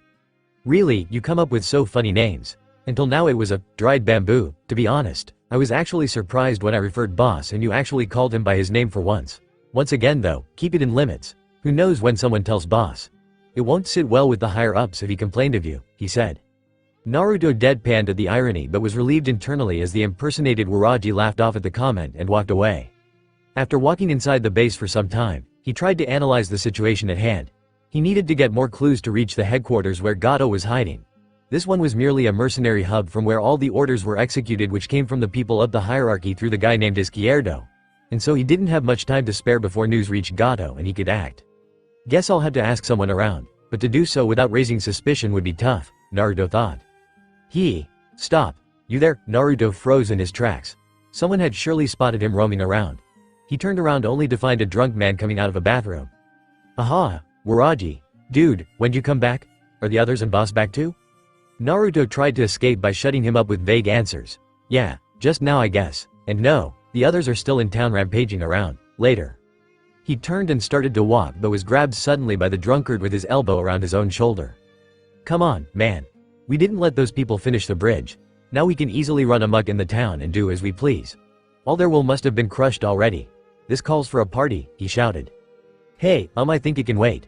I need to relax a bit," Waraji said. "Aha. See? I knew you'd want to. After all, with all villagers under our feet we also get more supply of women. I'm sure you're itching to get your hands on some new material too, aren't you? The man said while elbowing Uraji playfully. Before Naruto could reply though, he was interrupted. Anyhow, let's go party. You'll get any one of them you want today, he said and dragged the supposed Uraji towards what seemed to be a big hall judging by the double doors. I thought it'd be better if I interact less so as to save my cover, and now I'm being dragged into the middle to probably every mercenary that resided in this base. Wow. Naruto thought before the doors were opened. MD on round tables giving the hall somewhat of a cafeteria look. They were laughing around with hot food served on their table and jugs being refilled with booze by the waitresses. More or less, the atmosphere was like that of a countryside tavern to a certain degree. However, there was something that didn't fit right into the scenario commonly seen. It was a sight that filled him with consternation. All the women working there were being used as slaves, and there was no denying it. Naruto could see the mercenaries casually molesting them as they pleased. Someone was groping a waitress's ass while she had her hands full of serving their meals. Another guy had forced one on his lap and was groping her breasts under her clothes. Both of them were showing mild resistance, but they didn't have the will to stand up against them, no matter how much grief reflected in their eyes. He could also make out a few people having their hands moving about on their crotch. Initially he was surprised as to why they were masturbating when there were guys using women around them. But then, he realized that they were indeed using the women, as one of them pushed aside a girl's face from his crotch after he was done. The girl was coughing as she clutched her throat and her face was an entire mess. It was obvious as to what had happened. His attention suddenly shifted to a shriek which came from a corner over his shoulder. A young woman, possibly in her early to mid-20s, was getting raped. No other description, nothing else to say, plain and simple. The guy had bended her over and pulled back her hands, while swinging his hips back and forth at a rapid pace. The woman was silently tolerating the abuse much like the others, with tears streaming down her face and occasional reflex screams due to the pain. Hey, everybody, listen here, our mate Waraji is back, and guess what, he brings good news. We've successfully stopped the townsmen from building the bridge, and the bridge builder Tazuna is also dead, I heard. The rest of the men are celebrating in the town, so why shouldn't we? Let's have a PAAART, the drunkard said. Everybody blinked once or twice before the whole hall was filled with loud cheers. Bring on the best booze, and Uraji here gets the bitch of his choice today, because he alone came back to deliver us the good news. No negotiations, no objections. Let's go. The drunkard finished his bottle and slammed it on the ground, shattering it into pieces. Once again, clapping and hooting were heard as the women started moving around frantically to carry out the new orders. To the normal eye, everything looked jubilant owing to the atmosphere created. But Naruto could only see despair throughout the whole room. When they heard the news that their last hope was also vehemently crushed, any distant light at the end of the tunnel also seemed to fade out into ceaseless darkness. It was as if they lost all sense of direction, and now didn't know what to do with their life. The fact that attaining their freedom was also nothing more than a pipe dream now desolated them to no extent. Naruto clenched his fists reflexively as his anger started to rise. He knew that he'd have to face real-life distress situations someday. But experience teaches something that theoretical knowledge can never do. Reading lots of manuscripts on past experiences of renowned people do help in sensitizing an individual, but only to a certain degree. He closed his eyes and let out a deep breath. I am a mercenary, at this moment. I cannot be seen shaken by such supposedly minor incidents. There will be bad news for everyone if I don't act on some kind of plan. There couldn't be less probability of someone being taken a hostage in a situation like this. For now, I should keep up the character. I am a mercenary. I am a mercenary. I am not Naruto, I am Waraji. He ignored the scenes purposely and went on to sit at a table, along with the drunkard and some other men. A young woman came around hurriedly with 2 jugs in her hands. She was short in height, fair in complexion, and had an undeniably good set of buttocks. As soon as she put the booze on the table, the drunkard pushed her roughly onto Waraji. She fell down right where intended as her ass grinded directly in his lap. Yeah baby, entertain the man of the day here, the guide told the girl, referring to Waraji. Naruto was caught off guard and surprised being pushed into a situation unlike he'd ever been in. Still, he couldn't let himself lose focus as there was something he had to do. For everyone who was being exploited by these savages, and the ones fighting for them. Naruto pushed away the girl from his lap and away from the table immediately. Get the hell out of here, go back to the kitchen. And bring me something good to eat, he said with a fierce look. The girl instantly nodded and scurried away to fulfill his wish. Hey pal, what was that about? You have never once refused to fuck that pretty little cunt. And here I see you doing exactly that, and that too after a victory. Something's fishy here, ain't it? The other man asked. The other men on the table were also interested at the unexpected development. Damn, it's tough to stay in someone else's character constantly. Somewhere along the line you do slip up. Still, it's good that I managed to get her out of it, Naruto thought. Waraji just gave a bored expression as he said, and that's exactly why I refused. I'm bored of her. I need something good today. Something that's not regular. After all, that's what an occasion means, right? Something special. There was silence for a few seconds before everyone started laughing simultaneously. Ha ha ha ha ha ha ha. That was a good joke. If you wanted something new, you should have dragged someone along with you from town. You have probably used every pussy dozens of times. Naruto wasn't paying any attention to the douchebags anymore. He had successfully evaded the topic on the girl and was now scanning the area for any opportunities to gather information. His gaze halted on a woman. She was consoling the girl who just ran off the table. She wore a traditional full gown with an apron in the front, implying that she must be appointed a cook. She was a brunette, and yet her face seemed to be of the kind that would certainly be vaguely familiar to anyone. However, the striking characteristic that caught his attention was none other than her expression. Unlike any of the other women around, she didn't look like someone who had lost any hope. If anything, she was so concentrated on managing the workload that the entire staff of women seemed to rely on her. The will to endure until the tough times pass shone brightly in her eyes. And it seemed that it was due to her that every other woman got the courage to persevere too. Unaware of the fact, however, he pondered over the woman a bit too long. Ah, I see what you meant by something special. If there's anyone that can fulfill your wish, it's her. I didn't think you'd try, since there's the chance you'll end up totally frustrated after this. But it seems you've made up your mind, going by how enthusiastic you seem today for something new. The drunkard said as he tapped his back and laughed. Although a bit confused, Naruto was about to brush aside his remarks as he said, "Oh no, nothing like that. I was just..." "Men and women. We have a new challenge once again." The alcoholic stood up and exclaimed. Naruto facepalmed as all he wanted to do was stay as undercover as possible. And the damned juicehead wasn't making things easier. Now everyone in the hall looked in their direction again. The drunkard held a bottle to his mouth as if it was a microphone. As we all know that there's this one woman who has never been made to surrender no matter what we tried. Time and time again we tried but only ended frustrated. She doesn't give any expression despite any amount of torture or beatings. No matter what we do, we just can't break her. But today, we get to see another attempt. And I'm putting all my money on our mounted. It's Waraji versus the unbreakable bitch. The whole hall erupted into cheers, as if they had suddenly been invited to watch a game of bull riding or something. Lol, get the pun.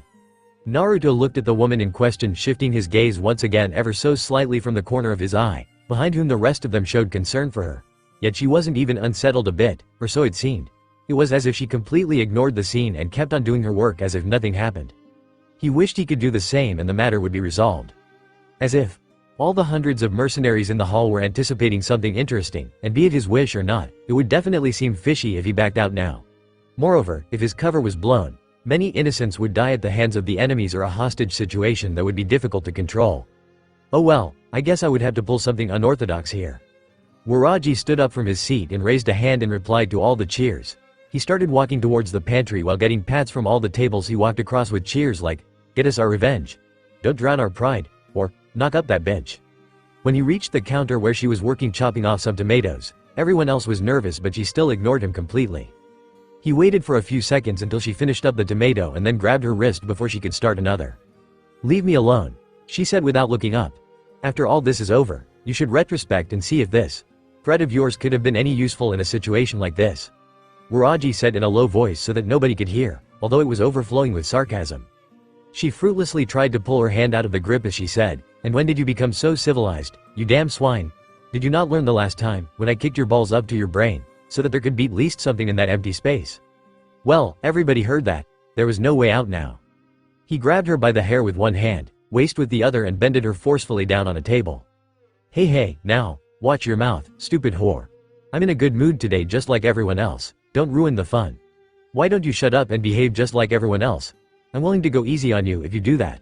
Now also at his limit, being unable to hold on any longer. Now, take it all in, ah. He gave one last thrust as he pushed as far deep into her pussy as he could, and released his load. The stimulation was too much for her organs as she cummed one last time onto his dick. She was left alone as he detached from her and went on to redress. From what she thought, she could still smell his scent on herself and was absolutely disgusted by it. Seriously, what kind of shitty things can a person do out of sheer lust? She couldn't imagine until now. She was sickened to the core so much that she could throw up right now. She could only lie there naked and think, why was it supposed to happen this way? The bridge is done for. Everyone here is going to be a slave for the rest of their lives. I really thought something could be achieved from this, damn it. Now even my children will die of starvation. There is nothing but misery in this detestable life, that's all. And then everything blackened out, flashback over. Right, that's what had happened, exactly. But how long ago was that? Why was she still here? Has it been hours? Somebody would have come to wake her up? Minutes? Definitely didn't feel like that.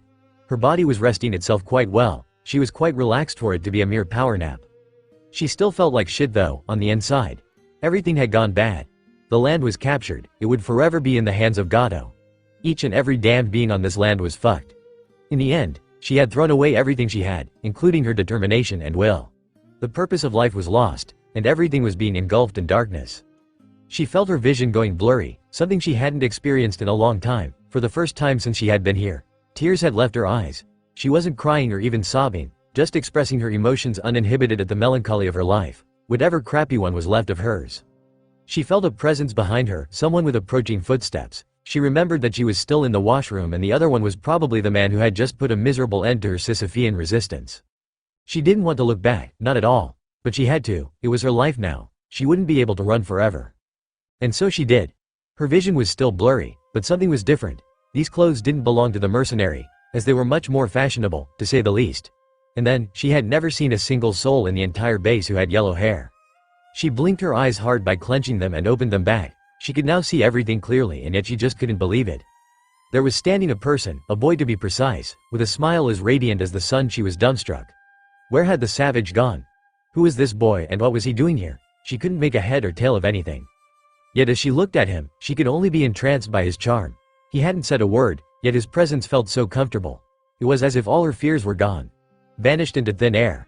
Her mind couldn't fathom why it happened, but her heart told her that it was okay. She could feel the darkness fading away, and it was replaced by a radiance, luminescence emanating from the boy. She felt that it was okay to live once again, and she just couldn't shake the feeling that he was going to save everyone. He sat down, eye level with her. She looked into his deep blue eyes as he asked in the kindest of voice. "Ma'am, do you need a glass of water?" Chapter 17. A woman sat perplexed in what was a mere restroom adjoining a hall full of rowdy men, oblivious to the developments that took place inside. These might very well be the occurrences that would turn their world upside down in a matter of time. Regardless, they were enjoying themselves cheering away for someone who was half dead dozens of miles away. She reassured herself of the reality looking at all the surroundings. The dimly lit washrooms with their chipped off plasters, unremovable stains on the walls despite the best efforts of the women to get rid of them, and of course, the vague noise of the crowd that managed to pass through the door behind her. She remembered everything clearly. All of which happened to her right there. It wasn't a dream, it wasn't a nightmare. Hell, how she wished it was one. But despite pinching or slapping herself, nothing seemed to change.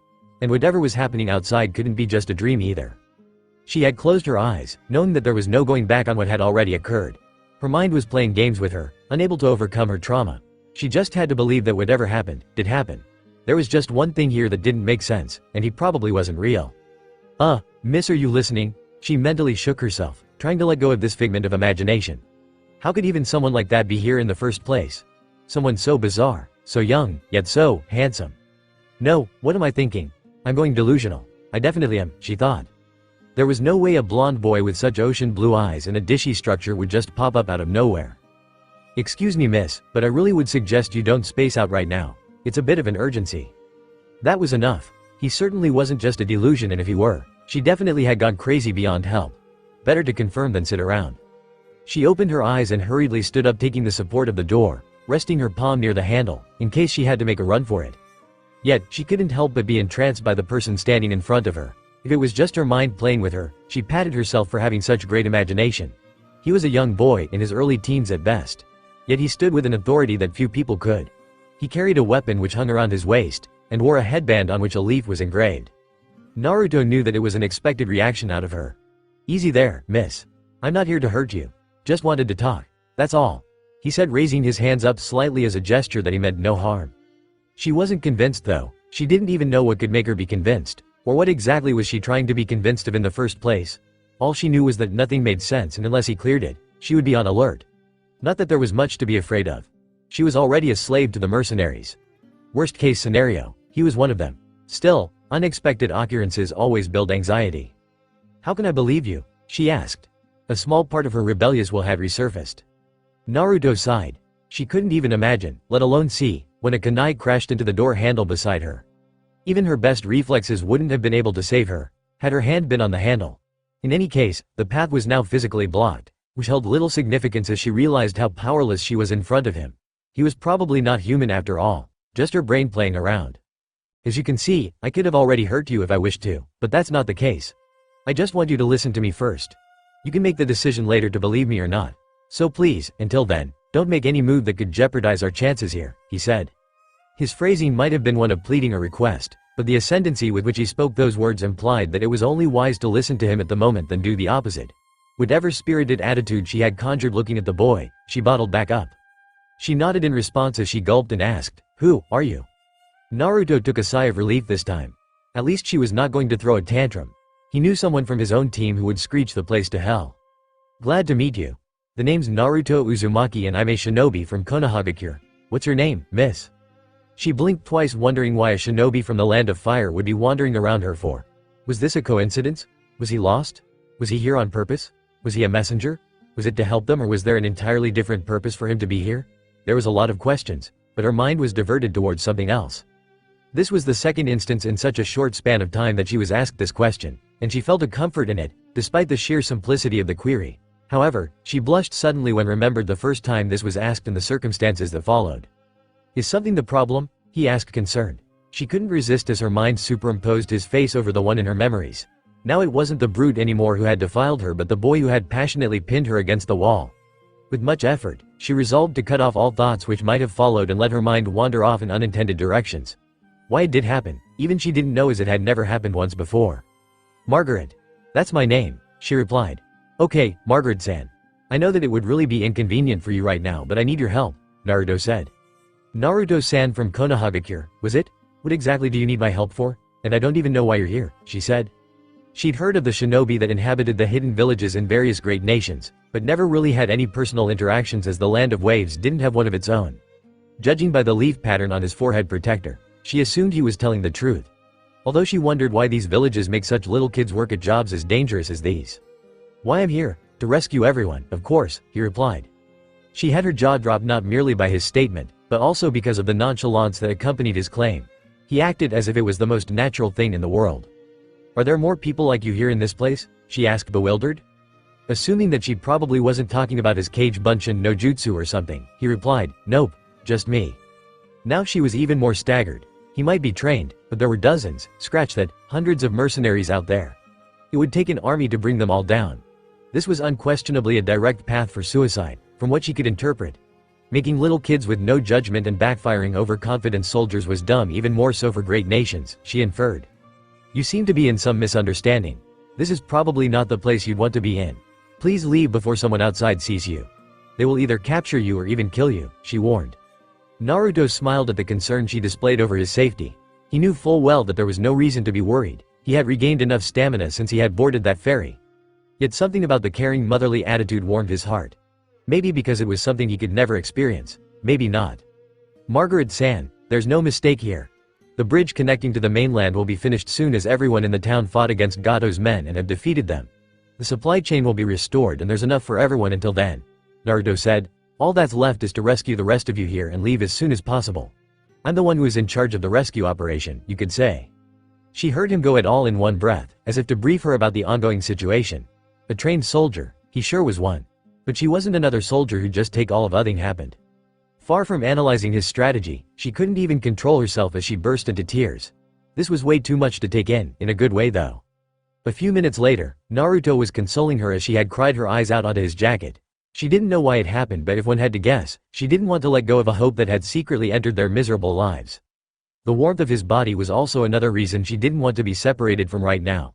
Nonetheless, she released him as she calmed down, having the light of hope returned in her eyes. "I'm sorry, I was just so dejected after that mercenary declared that they had destroyed the bridge. I thought everything had been lost. Not that I'm saying I don't believe you. I would trust someone like you over him any day of my life," Margaret said. Naruto smirked. "Don't believe just about anyone you've met, Margaret-san.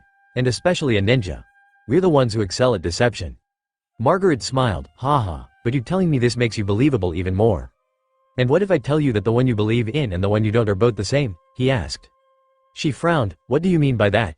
He didn't waste any time transforming into the same hideous ruffian that he had chosen well before. Despite him transforming back into his original body soon after, Margaret was now nothing short of terrified. She felt a very chilling shiver crawling up her spine. That can't be possible," she said with her heartbeat rising every passing moment. "It was you who entered the hall with the drunk man?" It was you who bet on breaking me out there? And it was you who dragged me in here? In my defense, it wasn't my intention to make any bets or anything, but yeah. All of it happened, without a doubt. He accepted the facts as they were. She couldn't believe her ears. How could someone who has come to save them treat everyone with such cruelty? If this was the case, how is he better than any mercenary who abused women for their selfish pleasures? Her voice almost cracked. And whatever happened after we were inside was real too, then? Did it feel real? Came a plain reply. Yes, it did, she said, it surely did. Then it might as well be. He confirmed. The color from her face drained. And her gut twisted so much she could throw up. After all, someone who came to save them had also used her merely for satisfying their own lust. Should she be thankful that at least they could be saved, and that this was a small price for that? Or that there was no one worth trust in this whole of humanity? It was a dilemma she didn't have to conclude, thankfully. Needless to say, it was your reality, not mine, Naruto said. She held back the most of her tears, but some made their way out anyway. And what does that mean? Is that some sort of an excuse that would make me feel less bad or maybe justify your cruel actions? Keep it to yourself, if that's your intention, she lashed out. No excuses, just the truth. Set %. Reality is what your brain perceives, after all. Your mind experienced something different than what was happening to everyone else. So that's your reality. Naruto explained, all that time, you were under my genjutsu. She didn't know if she should be relieved or angered right now by the explanation, because nothing made sense, for better or for worse. What? A genjutsu? You mean, like I was hypnotized? She asked, trying to decipher it as good as she could. Naruto slowly waved 3 hand signs and then clapped his hands once. Suddenly, the taps on all the basins were blasted off and the water sprayed all over the room. Both of them were caught in it and Margaret was bracing herself from the water jets from many directions. What is he doing? Has he gone crazy? She thought, as the water soaked her entire clothes. As she reached one corner where she could ease up a bit, she saw Naruto making no movements and just standing there unfazed. On a closer look, water didn't seem to wet him at all. It was as if the water jets were passing right through him. And then suddenly, she found herself standing right back at the place where she started. In the blink of an eye, everything turned back to normal. It seemed all it took for Naruto was to snap his fingers in front of her and she was released from the illusion. So you see, a genjutsu. It's a pain explaining all the principles, nor do we have the time.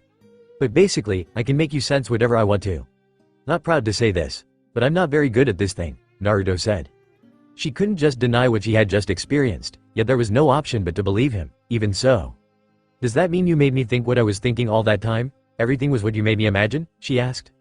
There was less of anger and more of an embarrassment in her voice this time, for some reason, which may or may not have something to do with her blushing expression. In any case, she was more at ease than before. That's an excellent question. But the answer is complicated, as much as it is interesting, Naruto said with a gleam on his face. Normally, genjutsu is all about twisting a person's senses to your own liking.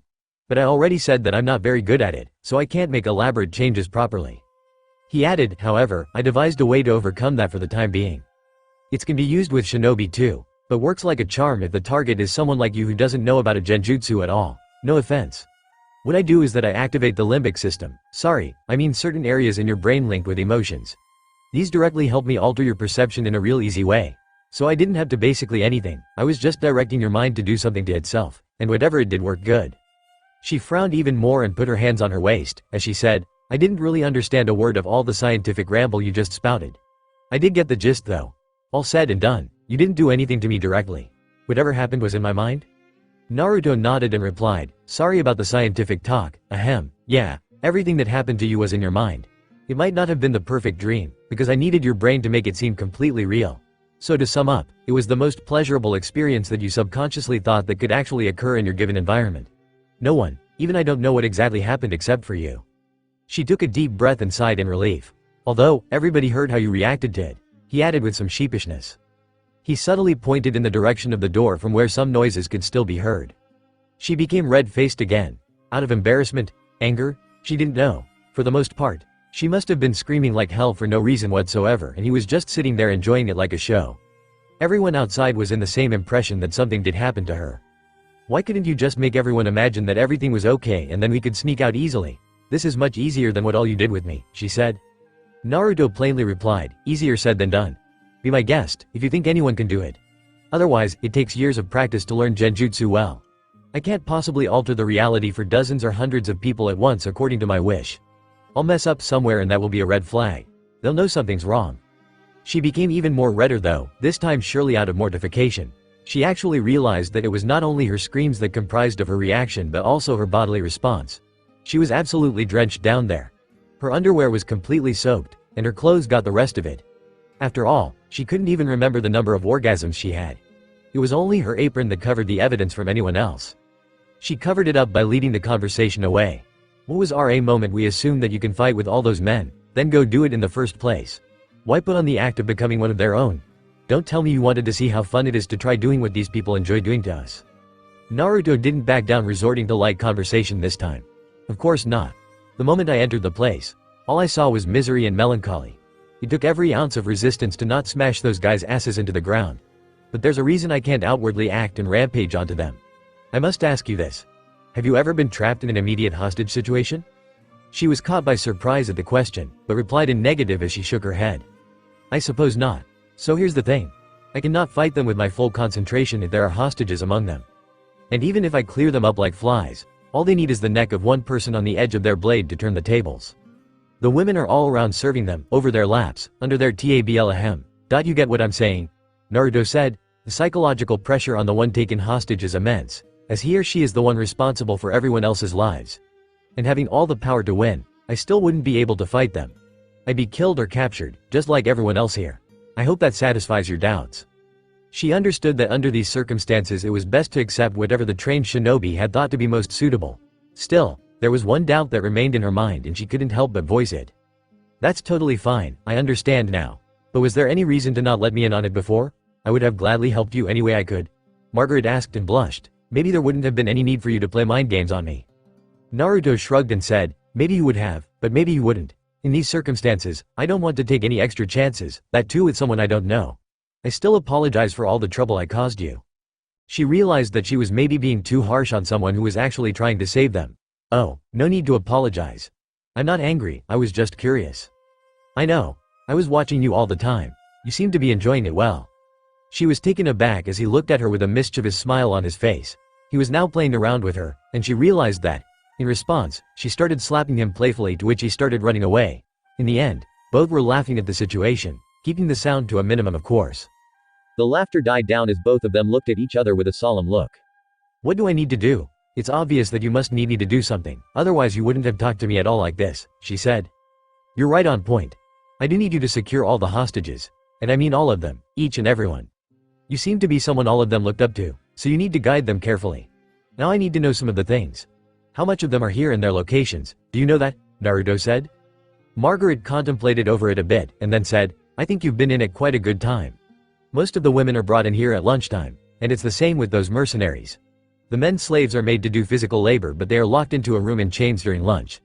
I am positive that if we can handle them here, then we will surely be freed. She added hesitantly, I know I said that it was good according to your wishes, but I still think it's a bad idea. You should probably let them disperse in the base and then we can rescue everyone one by one. We don't need to fight them, we'll just run away. Naruto waved her off. Perfect. I appreciate your concern, but I've decided. It ends here. Now, I've formed a plan of action and I hope it will work nicely. I expect that you can handle it well. Here's what we'll do. He went on to explain to her quickly about what she had to do.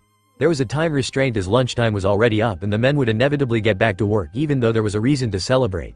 She nodded as she completely understood her role and promised the boy that she wouldn't fail him. Naruto smiled as her and gave her a thumbs up. She smiled back, but something felt off to her. She didn't know the boy until just now, but she could tell that he was hesitant about asking her something. It could be attributed to her womanly instincts, nothing else. If something's the matter, Naruto-san, you can tell me, she said. Naruto was surprised she picked up on that, but replied nonetheless, I've been wondering. They said you didn't get involved with them at all for a long time. So why have they kept you around until now? I suppose they'd rather avoid having someone around who'd oppose them or fight back. You know, if they left one around, the others would follow suit in the example. Would be a headache, just saying. She seemed to pick up quite easily what he was trying to say, along with the fact that he was quite shy when it came to these things. He was constantly trying to convey his thought with minimal words in an indirect manner, probably cautious so as to not offend her in any way. She, on the other hand, wasn't going to hold anything back. Oh, so you think I'm just an old bag of bones that can be dumped off just because I denied them of violating my body? She said, getting cocky. Naruto didn't know what to say. He did believe that it was the only reason they kept women around, but he couldn't say that to her face. I didn't exactly phrase it that way. If I did know, I wouldn't be asking you in the first place. She caught his diplomatic reply in a flash. She was having fun teasing him now that she knew what point to exactly poke. Still, it wasn't the time nor the place to extend it any further. It's not only about their dicks, there are other ways to pleasure the mind. It is about the palate too, she said. They don't say it outright, but they are used to eating the food I make. Luckily, they don't have any alternative here right now. The young girls may be all curvy and tight, but they don't know crap about cooking. I had to feed my kids, so I have far better cooking skills as any mother would be proud of. Naruto just laughed and shook his head at such a simple answer. It was something beneath the eye, but Margaret was even more of an indispensable servant than any other. You never know what skill could actually happen to save your life. I would love to taste your cooking someday, after all the praise I've heard, Naruto said playfully. He wasn't used to the risque comebacks though, one of which he was subjected to once again. You are the knight in the golden armor. You save us from these damned scoundrels, and I'll let you eat whatever you want to, she said with the last statement coming off in a really slow, sensually suggestive manner. She didn't know why she was doing this, except that she didn't feel forced for the first time in years. Maybe it was because the situation was posed to her in such a way that all of it didn't seem too much realistic. Somewhere in her mind, she was in doubt that their plan will fail some way or the other. The word of an unacquainted shinobi from a far-off land could assure oneself only as much. Still, she wanted to live what might be the last moments of her life in a carefree manner, while she could.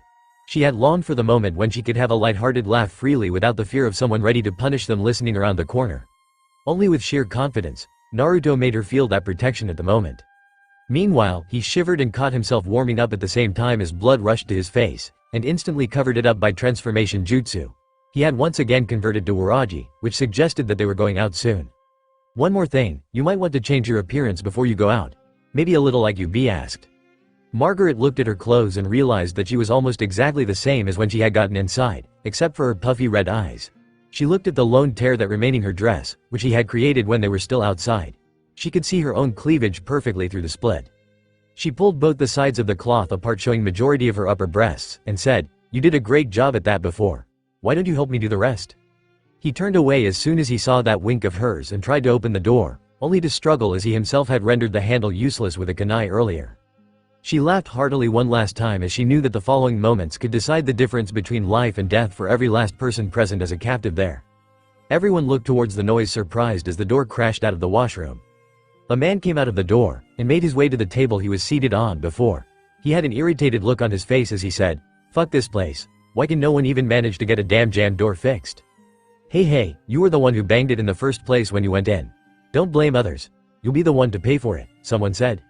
He was about to make a snigger when the drunkard butted in, "Fuck the door. You banged a much better thing than that, didn't you, Waraji?"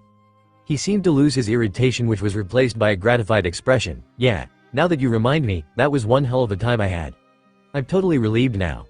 I had this build-up I didn't think I could have released if not for someone good enough. You guys probably won't believe me though, you were quite skeptical before then. Now, don't mock us like that. All of us heard that satisfying shriek that woman made when you made her submit. And then those moans which seemed to get louder every moment. She can't fake that, it was damn real," the drunkard said, "although it was quite a pity you had to do that in there. We'd have loved to see her face as the unbreakable bitch cried her eyes out. Ha ha ha ha ha." Everyone started laughing and Naruto had to join in to keep his cover but then added, Yeah, I heard enough on that already. Next time I'll do her right here on the table. You can watch all you want." He assessed the situation in the hall. Many a women were still near the mercenaries, and he had to carefully separate each of them before he could make his move. Moreover, many of the men had finished their meals and were preparing to move out soon. Now was the time when he had to commence the plan. He yawned loudly and then shouted, "Hey, come out and make me something good to eat," and then reverted back to normal voice. "I didn't feel like eating anything before, but now that I fucked good enough, I'm starving." Slowly, a woman came out of the door with her hands covering her body as much as she could with her bare hands. No, she wasn't entirely naked, but the condition of her clothes made it seem like she was. The gown was in tatters, with her thighs and legs open to public view. The only thing blocking their view was the apron, which was only mildly torn but still did its work as a piece of cloth. The shoulder fabric was ripped off on one side, revealing a part of the back, while enough remained on the other side to keep it held in position. The tear in the blouse which Naruto had made initially was still evident, showing off her huge cleavage like nothing else mattered. And if all of this wasn't enough, she was partially drenched. This made her clothes stick on her skin, revealing more of her curves than ever before. Her hair were completely all around the place and her eyes were completely puffy and red, undoubtedly as a result of crying. She looked like a complete mess.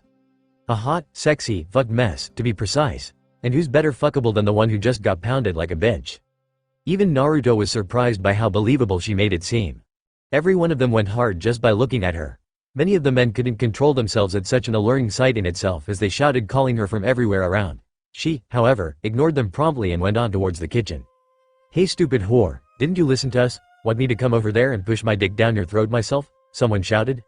She ignored him too, showing no signs of acknowledgement as she walked to the kitchen, swaying her round ass almost as if intentionally. Naruto facepalmed. "Damn it, who told you to dress up like that, Margaret-san?" "I did, but I thought you'd keep it in moderation. These guys will actually go overboard if I don't do something." I guess that's what she's hoping, that I'll handle it somehow. Come on, this is a serious situation. How can you be so ignorant during all this? He decided to handle it on his own. "If you don't remember, I'm the one who just did that to her, dumbass. And now I told her to go make me something to eat. So she'll listen to me, obviously. Unless you can cook me something better, nobody better disturb her in between." "Huh? So you're now giving us orders? Just because you managed to do her once? You think she's your property? I don't think I can sit back and let you have whatever you want," the guy said. A few murmurs were in his support. "I ain't giving no one orders, but I know that at this moment I'm hungry as fuck. And if someone does interfere when my food is being made, I hope he's ready to be pounded into shit." Waraji growled. "To answer your question, yes. I do claim her. I'll do it whenever I want. Wherever I want. I don't care who has her rest of the time. I broke her the first time, it's only fair that I get to keep the same. So anybody still want to pick up a fight?" He unsheathed his sword partially to show that he was being serious. The other guy gulped and sat down mumbling. He was too much of a wuss to actually accept a duel with the big guy. Whatever murmurs were supporting him suddenly quieted down. "Ha ha ha ha ha, you are one scary man, Waraji," the drunkard said, "but worry not. This is your day, as we said. Just for today though, whatever you say works. Let's not get into fights and enjoy this day. The land is now ours and so is everyone and everything in it." The annoyed man seemed to cool off a bit. "Good, I just don't want anyone to fuck up the atmosphere. I'm in a really good mood today." He suddenly stood up, trying to change the situation. "Let's forget whatever happened. Everyone, drink up as much as you want. All of the booze is on me today." Some of the ones on his table were surprised, as one of them said, Hey, you know that'd cost a lot, right? We might be free to do a lot of things, but still we'll have to report to boss about where all that liquor went." Waraji just seemed to chide it off, saying, "It's fine. I'll plunder those villagers even more until I square all that money up. There's no limit to exploitation, is there?" and then started laughing. And then he slapped the ass of a random girl passing by who was getting back to the kitchen in a hurry. "Hey you, bring the best booze on the table." He moved his hand around in every direction as he ordered, "Every one of you better hurry up or you'll regret it big time. We ain't got all day." With some support in the form of cheers from the crowd. After all, not everyone is dumb enough to reject the offer of free alcohol. The women hurried to the kitchen in a frenzy. Some exited the hall, as they were meant to be sent to the storage room for bringing all the extras. It would have been a lot easier if the kitchen was blocked from the view of the mercenaries in the hall. He could have easily banged the door shut once everyone was inside and then taken on the bad guys. However, there was a clear view of the inside as they were connected not by a solid wall but merely a window grill. Moreover, there were always 2 persons stationed inside at a time to prevent any funny, lesser word for poisonous, business with the food by the workers. Most of them were like at least some had a general idea of managing a working structure. He kept on engaging in small talk with the men, while the women kept oscillating between the halls with empty and refilled beer glasses. After some time, it was Margaret who came outside and she had a plate of food in her hands. Everyone was disappointed as she had wrapped a dry sheet around herself under the cooking apron. She still looked as neutral-faced as she had any day before this one. She came to his table and put the plate in front of him without saying anything, just looking at him with anticipation. He took the spoon and tasted the dish. Not a few seconds passed and he smashed the spoon on the table. "What the fuck is this? This thing doesn't have any salt at all. You think I can eat this? Go and add salt to it so at least it's edible. I'm too hungry to wait for another one, else I'd have smashed this on your face. Now, what are you waiting for, huh? Get going." For some reason, she didn't seem to mind at all. She took the plate and walked back calmly from where she came. "Haha. Looks like you fucked up too much of her that it's showing in her cooking now," the drunkard sneered. Naruto ignored the remark completely as he was too focused somewhere else. Not half a minute later, the kitchen door went shut and bolted from the inside. It was Margaret who did that. Everyone was surprised and someone shouted at once, "Hey, what the fuck? Open that damn door or I'll see to that you're fucked when this is over. We got the whole town now, we'll get someone else to cook for us." She came to the window grill and showed him the middle finger. "I'll see who's fucked when this is over, certainly not me, you piece of shit." The man turned red with rage as he jumped up from his seat and exclaimed, "That's it, I'm going to fucking kill her." As he had almost made his way towards the kitchen door, he was abruptly stopped by the big mercenary who appeared there out of nowhere. He was surprised but then even more angered, said, "Hey Waraji, you bastard. You still going to defend her after she said all that? What did she do? Turn all of your rotten brain into a mushy slime? As if there wasn't one there already. Get the fuck out of my way. Now, that isn't a very polite way to address someone if he's your friend. Let me show you some proper etiquette, Waraji said, right before he kneed the man in the gut. He was surely not prepared for this as much of his chugged beer came right back up with that hard impact. The burly man picked him up by the back of his vest and tossed him away into the crowd. He crashed onto some tables before he fell on the floor and was knocked out.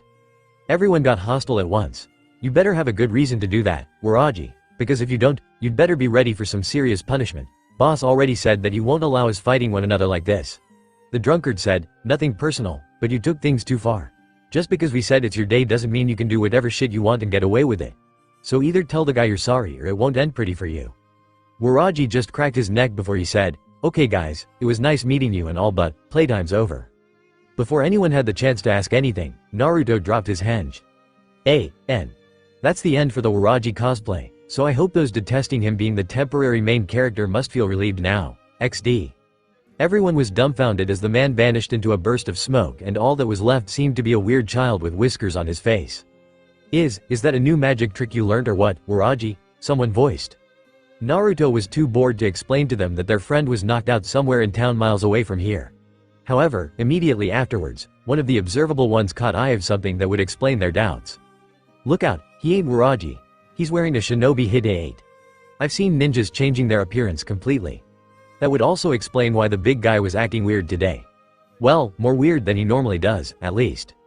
Everyone looked at the boy filled with vexation, as they quickly realized that an enemy had infiltrated their base and he was a ninja, to add to that. So what? We'll clobber him in no time. He may be a ninja but we're mercenaries too. And there's more than 100 of us. How did you even think you'd get out of here alive, you little punk? Someone shouted, trying to sound confident. It worked. Most of them agreed with him as they pulled out their weapons while some overconfident ones proceeded believing that their bare fists were enough for someone of his stature. Hoping to be the one to take the credit, that guy launched himself blindly onto the ninja. He started off with all his might, trying to wrap it up himself straight away. However, as expected, it was all in vain. Naruto dodged his attacks effortlessly before he said, apparently, there are two ways to deal with people. There's this easy way, and there's this hard way. He raised his fist into the air as he said angrily, but the only way that would work on people like you would be the beat the shit out of them way. And then punched him into the ground with a single strike, breaking half the bones on his face instantly. Apparently, some of the women had gathered near the window grills out of curiosity, one of which was, no surprise here, Margaret. Still unsure of what was going to happen in the end, they were astounded to witness the young ninja's strength which was writ large in their expressions. The mercenaries reflexively took a step backward, but since there wasn't an option, they started charging into him directly counting on the fact that they would be able to overpower him with the sheer numbers behind them. Naruto was also fired up as he let loose into the arena. He was having fun absolutely destroying each and every last one of them, after what crimes he had witnessed them committing without as much as a grain of remorse. Their weapons were totally useless against his superior agility, as one at least has to be able to follow the enemy in order to attack them. He didn't hold back on them, not minding the least and leaving them with everything but fatal injuries. As he cleared through most of them with ease, the rest got the idea through their skull that it was beneath their strength to deal with the young shinobi who seemed to have inhuman abilities. As expected, they turned towards the last resort. Hey you! Stop right there or she's dead. Naruto threw a guy who crashed on the wall of the other side before he heard the voice. He looked in the direction to find a man who had kept a girl in his grasp with a knife on her throat. The girl got scared out of her life when he pressed the tip on her skin as she dropped slack, losing her consciousness. Naruto clenched his teeth as he said quite audibly, "What? I thought I told them to get away as soon as they could. Leave her alone, you dumbass. Or I'll see to that you don't get out of her in one piece." The mercenary pressed the knife on her throat even more as he replied laughing, "You really think I'll take up your bluff? There's nothing you can do to save her, and I'm sure as hell you won't be popular with those girls once you let one of them die just because of your cowardice." Naruto looked like he could curse someone right now, as he was backed into a corner. He couldn't use his power unless he allowed that girl to be killed. Slowly but reluctantly, he raised his hands above his head in defeat. Everyone looked at each other in relief. It would have been disastrous had they not got their hands on the hostage when they did. One of them promptly marched forward to subdue the enemy, which was also the part where they would pay him back for all the nuisance by beating him senselessly. As he reached out his hands to handcuff Naruto's, he was suddenly immobilized as the enemy swept him off his feet down on his knees before he found himself painfully held by a tight gudo. Changed his expression into a smirk as he whistled, "Just kidding." Right after he said that, the enemy holding the hostage was suddenly elbowed in the gut, due to which he fell down on the ground coughing out blood. Everyone blinked as somehow the girl had not only regained consciousness but also acquired enough strength to take down one of them. One of them caught a glimpse of the kitchen among all that chaos, and he called out loudly. "Hey look! That girl is in there. How can she be outside at the same time?" They looked at the girls with genuine curiosity as nothing at the moment seemed to be clear. However, their expression turned to that of horror when the girl outside suddenly changed form and another one of the same blonde ninja came out of the smoke, following which all of the other ones did the same. The whole bunch turned pale as they could see no one but Naruto's all around them. There was no sign of any of the girls that were scattered among them a few moments ago. Apparently, the ninja had somehow used one of his deceptive tricks to fool all of them. There was nothing they could have done as they realized that there was no chance of winning here. Disgraceful as it may be, all of them chose to flee rather than fight at this point. After all, the supposed 100-to-1 advantage they had, which wasn't working too in the first place, didn't seem to be applicable now either. However, soon after, they found out that running away wasn't a choice they had been permitted to do. "Shit!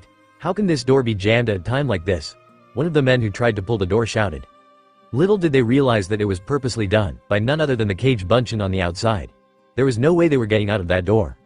It was signaled clearly by Naruto as a man crashed into the ones trying to flee, effectively knocking them all out in one go. The crowd looked hopeless as they couldn't find any possible exit from their fate. "Nobody's going anywhere today. I already said it, right? The party's on me today," Naruto said as he punched his palm, cracking his knuckles. And then the carnage began. As the events unfolded on one side, everyone on the other side of the partition was equally astonished. The women were pushing into one another to take a peek at what was the clamor all about. Among them, Margaret stood in a trance, remembering how perfectly the plan had been formulated and executed, all while the young man delivered on his promise. Flashback: "Now, I've formed a plan of action and I hope it will work nicely. I expect that you can handle it well. Here's what we'll do," Naruto started. "First, I go out there being transformed into the same form, start up a conversation, act all leisurely. On my cue, you have to come outside and walk straight away to the kitchen. This is where it all starts. Talk to all of the workers, and get across just this one point. No one, absolutely no one should be present in that enclosed hall while I deal with them. You don't have to explain everything, keep it brief.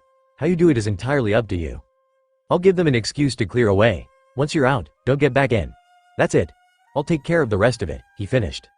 "All of that is fine, but don't you think they'll get suspicious once no one comes in to give them their drinks? I know for a fact that many would raise havoc in under a minute if that happens." Margaret cross-questioned, "Judging by how you seem to want it go so smoothly, I think that it won't be enough." Naruto had a knowing smile on his face, as he couldn't seem to help but digress a bit. "You know, when I was training I used to read all these manuscripts and mission reports that were in the records. And that was after I had read all the principles involved in site infiltration and a hostage rescue. Safe to say that I've come to understand a lot just by doing that, even though this is the first time I'm executing it. Now the only problem here was that there were a lot of people involved in the rescue, and even though infiltration is possible, the record of a fully successful rescue mission was rare, if at all present," he said. He raised a finger to indicate that she let him complete his talk first, as she was tempted to interject. "However, the people we're against are fortunately too dumb, at least in my opinion, and luckily, I've got just the thing that would let me work in more numbers than just one person. Let me show you a magic trick." He raised his left hand to form half of a sign, which though was enough to accomplish what he wanted. In a matter of seconds, the cramped space was filled with a dozen people identical to Naruto. To her surprise, all of them poofed once again, and now there were standing many of the girls that were gloomily working with her outside just a few minutes ago. Something clicked to her as she realized what he was so confident about. No one would notice if the hostages were just replaced by identical clones. That was something so simple, yet so unreal that it couldn't be looked as an obvious thing. "I realized that I have just the perfect technique in my arsenal to execute this plan. I can be any number of people that I want. Now, I just hope this works well enough," he said. She just stood agape awed at his trademark jutsu. When he knew that she had understood everything, he added, "We'll take care of the two guys inside the kitchen in an instant, so that'll be no problem. And we'll keep replacing mostly outside the door whenever some goes out to fetch the booze and storage. Yeah, and before I forget, I need to give you the confirmation signal too." "A confirmation signal? You can't do something like that. They'll know directly that you're trying to do something you're not supposed to," Margaret asked in confusion. "Hey, it's not like I'm asking you to look for a thumbs up or anything," Naruto said as he laughed genuinely. He added, "Look, we need to be very subtle. I know what we'll do. While you're in the kitchen, cook something. That will buy us good time while you'll have an excuse to ask around for stuff. Waste some more time letting it get stale. Bring it to me. If the work isn't done, I'll ask you to go back and get the food reheated. That way we can get more time to evacuate. And if it's done, wait, how are you going to know that in the first place?" she asked. "Don't worry about that. I can sense people's presence," Naruto replied. She looked at him, unable to understand anything of that sort, but wondered that what exactly was that he actually couldn't do. And well, I can't just sit there and compliment you for the good cooking. I'll have to send you back. So I don't know, maybe I'll just complain about salt or something. You just go back and shut the door. Lock everyone in, he said. And then what? She asked, hoping that he won't give her the same answer again. She still thought it was a bit of an overconfidence that he'd be able to take on all the mercenaries. But his reply was one in which she couldn't have found an ounce of hesitancy. Just sit back and enjoy the show. Flashback ends. She was pulled back from her thoughts when someone came flying down the air and crashed into the window in front of them. Everyone took a step back reflexively.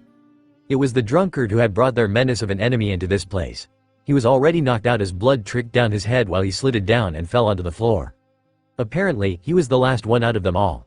After a few minutes of ruthless, pleasing, to the other side of the wall, thrashing of the ruffians, it was over. The clones disappeared out of existence one by one after all the punching, kicking, throwing and suplexes they did. The only one left standing in the arena was the one and only young shinobi from the Land of Fire. He was short of breath, as he calmly stood there observing everybody around him. No one was getting back up anytime soon, that was for sure. He walked slowly towards the kitchen where all of them were locked in. Even though among them were still scared of the guy. Who wouldn't be scared of some monster who single-handedly crushed an entire camp of hired guns? Not her though. Not Margaret. She pushed away the rest of them as she hurried on through the crowd to let their savior inside. After all, this would be the first time in their life that they wouldn't be scared walking through this very door, and it was all thanks to him. She unlatched the door and opened it to find him waiting in front of it patiently. He trudged inside after giving a nod of acknowledgement. Everyone backpedaled to give him way to wherever he wished to go. He looked around a little bit as if to locate something, and then promptly moved towards the sink. Once he reached there, he started washing his hands. Midway through, he paused as he felt a little odd with all the stares directed at him. He turned back a little and said, "Well, what are you waiting for? I thought everyone wanted to get out of this place as soon as they could. Now all you are just standing there staring at me." He resumed washing off the blood that had blotched on his hands while whistling out a tune. Once he had finished doing that, he turned to find everyone just standing there looking at him. "What? I know this is a kitchen, but I didn't think anybody was going to use this place any longer. Don't tell me you people plan to use this place for living or something," he asked. The crowd looked at him with an indiscernible expression. The assumption was in itself extremely ridiculous yet rib-tickling, and they would surely have laughed only if not for the fact that they were totally confused as to what the hell was exactly going on. One of them voiced her doubts. Excuse me, whoever you are. We are grateful for what you have done here, but there are even more people outside." She was interrupted in between as a horde of people entered the hall in a hurry. Those present included the women who were made to exit the hall as well as the ones working outside, along with the men who were made to do grueling physical labor and then chained inside. They could be seen as heavily malnourished, deprived of the bare minimum food, as one could make out the number of ribs just by watching them. Some people were related to each other. There could be seen brothers, sisters, fathers, mothers, husbands, wives and their children. Some were made to leave their families by threatening to harm them, thus having to work in this hellhole alone. Still, at the end of the day, they were all people of the Land of Waves. Everyone was concerned of their as well as others' well-being, and it showed in their expressions. Naruto sensed the anxiety as he told them calmly, "There's no reason to panic. I have taken care of every mercenary that was around these parts. Now, there's no one to stop you from going back. You're as free as a bird. Go back to your families, go back home. But they'll come back for us, and the people in town are completely fine. It was me who said that the bridge builder had been killed. I was lying. The people sent to destroy the bridge have been defeated. Not only you, the whole land is now liberated. And the people of the land itself are the ones to deserve the credit." Naruto declared, "Now, get going as soon as you can. The weather is getting worse." Everyone looked at other to reaffirm, before they broke into rejoice. The place erupted into cheers as Naruto was subjected to countless amounts of handshakes, hugs and kisses, much to his discomfiture. Many of the young women took extra effort and time to show their appreciation as a way to cozy up, from what Margaret could clearly see. Eventually, everyone huddled out of the establishment though, as they didn't want the mercenaries to get back up before they fled, and also the weather really was getting worse, as Naruto had rightly pointed out. The only person left in the place was Naruto, except for one other. "Margaret-san, why are you still here? You should leave with everyone else, or it might be dangerous," he asked. "I certainly will. But I'm sure I'll feel even safer going with you rather than everyone else combined, if we're talking just about the danger here," she replied. "Not happening. I don't plan to go back to town just yet. I have yet to do the most important thing out of all," he said. Without context, Margaret caught the wrong impression. She turned different shades of red as she thought, "Most important? Here? Wait, there's just the two of us in this whole place. Could it be that he wants to? No, I shouldn't think like that. He's just a young boy." But again, He's young so he might be curious. He can even force me to do whatever he wants. Not that I would particularly have any problem with that, but hey, he's not that type of a person. Naruto looked around as he was drying his hands and spotted something he was seeking. He walked to the plate of food that was lying around for some time now, although it was prepared specifically for him. He took a seat on the granite countertop, mumbled a quick itadakimasu and started gobbling it down his palate. It didn't look like he wanted to eat in a hurry, but subconsciously he was getting impatient. Oh, he was talking about food. How silly of me, she facepalmed. However, Naruto picked it up from her reaction. He could have come up with some witty remark, but the situation called for being more earnest. Correcting her misconception, the actual misconception though, he didn't get, he said, I wasn't talking about the food, no offense. But there are more pressing matters at hand. Just like the people here, there are more in other places. Most of all, I have to find Gato at any cost. It didn't take a moment for her to brush aside the statement about the food as she was stunned by the fact that he was trying to take down the head of this wickedly criminal organization all by himself. Now she didn't have a doubt that he wasn't your average person. But shinobi have their limits too. After all, he was visibly breathing heavily as he was overstressing himself on chakra again. Look, I would love to do that too more than anything else. But I don't think you are in the best condition. Rest for today and go save them tomorrow. I don't think you came alone here, so bring along more help too. It will be easier that way, she said. He didn't change his expression as he finished the food and pushed aside the plate. No can do. This ends today, no matter what I have to do. I have come too far to just leave it in between, he replied, completely unfazed. She wanted to protest but knew that he was too much of a stubborn guy to persuade. Fine, do what you want. But I don't think you know as much about here as you should until now. I can help you with that if you let me come with you. No way that's happening. I need all civilians to evacuate as soon as possible, which includes you as well. Phew, but I guess you're right. He said, tell me whatever you know about the rest of the outposts. I hate to bother you about this, but I think it's better to go as prepared as one can be. Well, in that case you got lucky. Margaret said, all of the small fry from camps were gathered here today because they wanted to fight some strong guys like you on the bridge, I think. There must be some left. Gato wasn't here, after all, Naruto asked. Of course, he isn't going to be. This is only the base from which the mercenary strategies were planned and carried out. There are 2 more levels of operations above this one up the ladder. She explained, the one on top will be the headquarters where, needless to say, you can find Gato. Naruto hurriedly interjected, then that's where I need to go. We can skip the other one. If Gato is done for, everyone else in his organization will flee out of fear. Tell me where it is. Listen to people when they're trying to talk. That's what you get for being impatient, loss of your own precious time. Margaret said with an annoyed look, Gato is very cautious about his whereabouts, and only a handful of men are with that place. At least that's what the rumors say. But I'm sure that nobody here had hold of that information. You will have to go to the other one, if you want to have any chance. Naruto clenched his teeth as he said, I don't care what I have to do or where I have to go. That son of a bitch is not going to get away from me at any cost. She gave a tiny smile before she continued, but that's no easy task. The man in charge of that place is bad news himself. And why is that? Since you're saying this even after seeing what I can do, Naruto asked. Not that I doubt your abilities, but you should know about him. Rumors say that Gato specially brought him from somewhere really far away. He is the mastermind behind all of what happens in our land.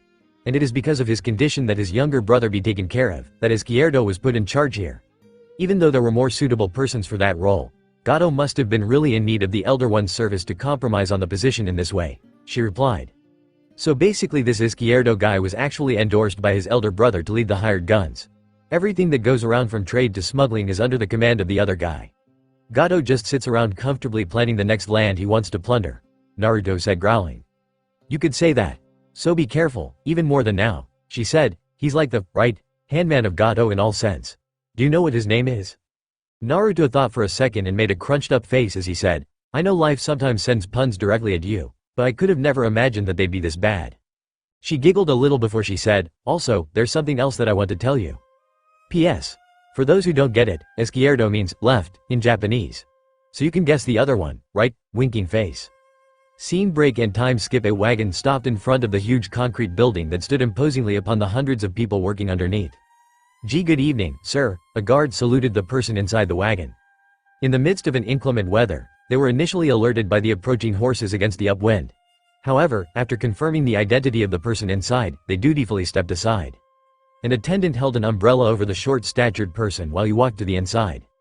Apologies for the inconvenience, sir. We would have been able to attend to your convenience better, but I'm afraid we didn't get word that you'd be here, he said. The short guy waved off his bodyguards now that he was inside a safe place and then replied.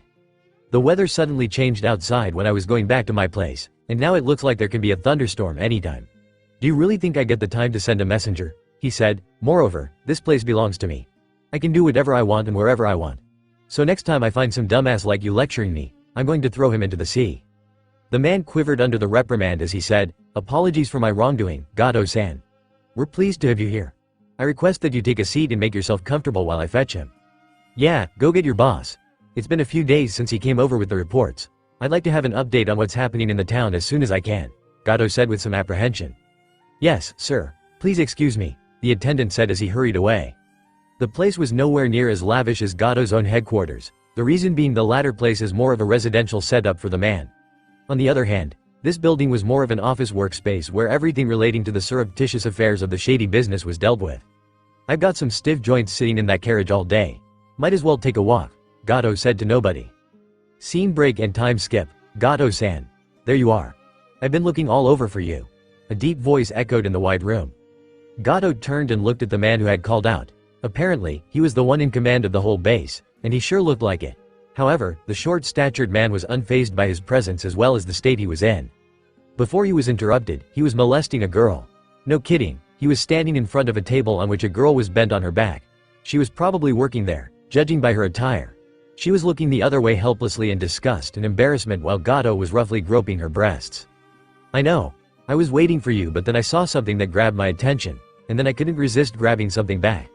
Gato said, releasing her and straightening his clothes a bit. That ass was something I just couldn't ignore. Haha, Gato-san. I think you're stressed a bit by the bridge builder and townspeople's doings. I don't usually see you get so impatient over just a girl, that man said. You're right. I don't know what's happening there. Moreover, that Kiri swordsman might be called as one of the best or whatever, but I don't trust him a bit. Gato said. Anyways, I'm still not done with this girl. He looked at the girl who was whimpering with fear. You're going to be coming with me. Pack your stuff and say your goodbyes, whatever. Although you're not going to need those clothes anyway, haha. You're going to be used better for pleasing me rather than doing this work. The other man looked at Gato who left the room asking him to come with him, and then at the girl as he said, you heard what he said.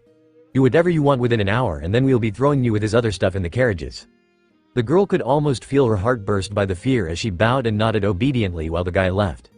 She fell down instantly as the door shut, while her legs gave out due to the fear. She took a few deep breaths as she remembered just how she had landed into this state. Flashback, the girl sighed as she opened the door to the huge room. This had been her daily routine as a janitor. There were only spared a few janitors for the whole establishment, and thus the responsibility on each one was as big as a mountain. Granted, it wasn't like just 3 or 4 people, but only enough were assigned to cover everything humanly possible and she knew that she definitely was overworked. Today, the girl had the duty to clean up and dust off the archive room. This was one of the once-in-a-while tasks and it was going to take a whole day to finish it up properly. Even though this place was rarely used, inefficient work was highly intolerated here, and she knew it very well. Oversight wasn't overlooked. She had just started to dust off the cartons and folders when she heard the sound of a window being closed. Hello, is anyone else here? She asked loudly. She was a bit creeped out as nobody was so weird enough to hang out at a place like this. Probably another janitor, must have mixed up the schedule. I'll let them know that my duty is here today, she thought. As she turned around the corner, she ran into another person who was of the same size as her. Being surprised, she lost her balance and fell down on her butt. Watch where you're going, she said aloud instinctively. When she looked up, she encountered a sight she couldn't imagine even in her dreams, and only one thought ran through her mind, I'm good as dead. The man standing in front of her was none other than Gato, the head of the entire organization under which she had been made to work. Why was he here? This was no place for someone like that to roam around. Care to say that again, bitch? Gato asked annoyed. She jumped right back up and fell down on his feet crying, Gato-sama, please forgive me. I didn't know you were here. I really am sorry. I would do anything to make up for it. Please don't kill me, I'll do anything. Gato looked at her with anger but then slowly calmed down as he oogled her body. She was a young woman, maybe in her early 20s, so short in height, thus he felt more of a sort of confidence in dealing with her. She had long blonde hair, but it seemed that the visual was more due to her own small size than the length of her hair. Also, she had sparkly blue eyes which looked perfectly pretty on a heart-shaped face.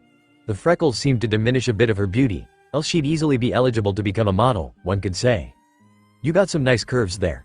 You should be used better than cleaning some old rooms. What is that guy doing? Gato said. She shivered and said, I am incredibly honored, Gato-sama. I keep doing my work diligently as always. Please forgive my rudeness this once. You're not going to be led away that easily. If you want to be forgiven, you'll have to work for it. Gato said in a lecherous manner. She knew there was no way out of it. The fact that her life was being spared, even if conditionally, was something she could take as a relief. She knew it could have been really worse if their boss had caught her like this. He was ruthless in himself, and the one she had just insulted was even his superior. She neared him while on her knees and tugged at his belt. She had had this kind of experience before like other women, and it wasn't pleasurable at all. The men would use their mouth like it was a free-for-all pussy and then dumped her after they were satisfied. In this camp, work was strictly disciplined. No one was to interfere in anyone else's work, be it the workers or Gato's men. However, if they are off duty, Gato's men had complete freedom to do whatever they wanted with whoever they wished. She was almost about to puke as she broke down, remembering the previous times. A hand made its way on her head. Her heart shrank even more following that gesture. This was going to be even worse than she had hoped. However, the hand started moving on her head slowly and soothingly, almost as if reassuring. She didn't need to look up as Gato suddenly sat down and looked in her eyes with a smile. Of course, it was creepy as hell. Still, the development was unexpected on his part. What was he doing? Did the top guy of the corporation play dirty jokes or something? Or did he have bipolar personality? Shush, it's okay. I didn't mean to scare you. But I needed to check that you weren't a spy sent on me. Don't worry, I'm not here to hurt you. If anything, I want to save you, he said. What? She asked meekly, confused. Okay, I'll tell you. Just promise me you won't shout, he said. She nodded, following his orders. After all, it was best at the moment not to piss him off. But then suddenly, he burst into smoke and someone else appeared. Okay, wait. I know I'm back with the transformed mech vibes with Gato again right after I switched back from Waraji, but hey, it's important for the story. XD. A young boy, a little older than probably half her age. He was wearing a headband and had whiskers on his cheeks. Although, what struck her was that the smile Gato had given her the creeps with seemed to fit almost naturally on this handsome boy's face. Still, she was too much surprised to control her reflexes as she shrieked. Thankfully, Naruto was just in time to cover her mouth so that nobody could have heard her. He released her when she looked like she had calmed down enough and said, I know it must be very confusing as to what is happening, but there's not much time. Listen to me very carefully. No, wait. Who even are you? Why should I listen to you? Kid, whoever you are, this is not the place to be playing around. Get out of here and I won't tell on you, she said quickly. I am a shinobi from the village hidden in the leaves, and I am here to rescue everyone. I'd appreciate if you support me, Naruto stated, tired of being called a kid everywhere. She started laughing as he said that. A shinobi? As in, a ninja? Ha ha ha. I don't think I can believe that. Even if you are, what could a ninja do among hundreds of enemy soldiers? Go back and hoodwink some travelers if you want. That might let you rip off some money if they're dumb enough to be tricked. Naruto frowned at her statement. What did you say? Exactly what you heard. Ninjas are a bunch of frauds who deceive people into giving them money. I heard that they even have whole villages like that in big nations. Thank goodness we don't have those kinds of people. I'd rather work forcibly rather than being fooled by the likes of you, she said. Naruto grabbed her by the collar and pushed her down on the table. Before she could get up, he was above her. Listen here, you little ignorant miss, Naruto said with a glare that was enough to shut her up. It wasn't the one threatening to kill her. She had seen a lot of them, and this fact set her heart at ease. The look in his eyes could never in a million years could be of someone who could causally take a life. Yet, it was intimidating as hell. You could absolutely not be dumb enough to talk back to him, that was for sure. He had already made an impression on her as her heart started beating faster, though she wasn't sure if it was in a good or a bad way. Oblivious of all that, he continued, I don't have the time to waste on someone like you. I wouldn't even be talking to you if we had that luxury, because there must be someone more sensible than you here. Although, I can't restrain myself from telling you one thing. Don't ever make false accusations about shinobi, and even more so out of ignorance. I know for a fact that you have never even seen a ninja with your own eyes, have you? She shook her head quickly as she said, and no, my uncle used to tell these kinds of stories to me whenever he was drunk. He said he heard them from other people. I guessed so, Naruto said, now, listen carefully. She gulped again as she prepared to listen to whatever he said. His tone was so authoritative that she could have stripped right that moment if he asked. I have to rescue each and every one of you people out of here. And for that I'll need complete support and bit of appreciation if possible, certainly not mockery. He said irritatedly, now I am going to tell you exactly what you have to do, so listen carefully. She listened to his plan intently and then nodded quickly as she understood what she had to do. It wouldn't be going too far to say that she was impressed with his skill and aptitude, even more so due to her low standards for what she considered of a shinobi. Suddenly though, they heard the creaky sound of the opening of a door. There was no time to talk anymore, but Naruto was thankful that he got just enough to convey the evacuation plan to her. Forgive me, I hope you don't keep it against me. I have no choice but to do this, he said. She was surprised as he turned into the same stunted old man, but even more so as she shrieked when he grabbed both her breasts and squeezed them hard. "What, Gato-san? There you are. I've been looking all over for you." Flashback over, and that's how she ended up like this. There was some doubt in her mind over taking the word of a complete stranger, and that too while her opinion of shinobi wasn't too good earlier. Nevertheless, she couldn't forget the deep blue eyes that bore into her own. Those were enough for her to know that he too was risking his life by coming here, all just in order to save everyone. Now it was upon her to inform everyone of the same, and not get in the way of the young ninja in any way, at the very least. With this in mind, she got up and hurried to play her part. Scene break. "Please make yourself comfortable, Gato-san," the burly man said politely. "Oh, I will. This isn't as comfortable as I'm used to though," Gato replied as he dropped down on a couch in the man's office. The man laughed at the comment as he said, "We can only make the best from what we are supplied with, Gato-san. That is up to you to decide how much we can spend on things here." "Hey, I suppose yes. I'll think about it once I look at how well things are going around here. With the situation in town and I can't seem to sit around idly, derecho," Gato said. "I agree with that. You looked restless just to go with that bitch too. Anyways, I'll bring the files if you're so intent on it," the man said, "although, one thing I must ask. You always call us Duran is. What's with the formality?" "Well, I thought I'd rather address you properly at least in front of your subordinates. The younger one I'd still call is. He's too dumb to even care, haha," Gato said. The reply came in the form of a cackle. "I guess he is." The man stood up and went to an almirah. Naruto saw the expression of suspicion on his face for a moment, right before he turned. While he was fumbling with the keys, Naruto remembered the conversation he had with Margaret before he left. Flashback, a demon. "Yes, that is what I heard," Margaret said. "What do you mean by that?" Naruto asked. "Look, I've been at that place once. It's nothing like what you saw here. There's complete discipline in the whole facility, because the one in charge is nothing like his brother. He has instilled such fear inside the minds of his workers that no one dares to disobey him," Margaret explained. She continued, "I was terrified of the place myself. It was like there was nothing wrong, yet you could feel the fear creeping up your spine like something will grab you by the throat right around the corner.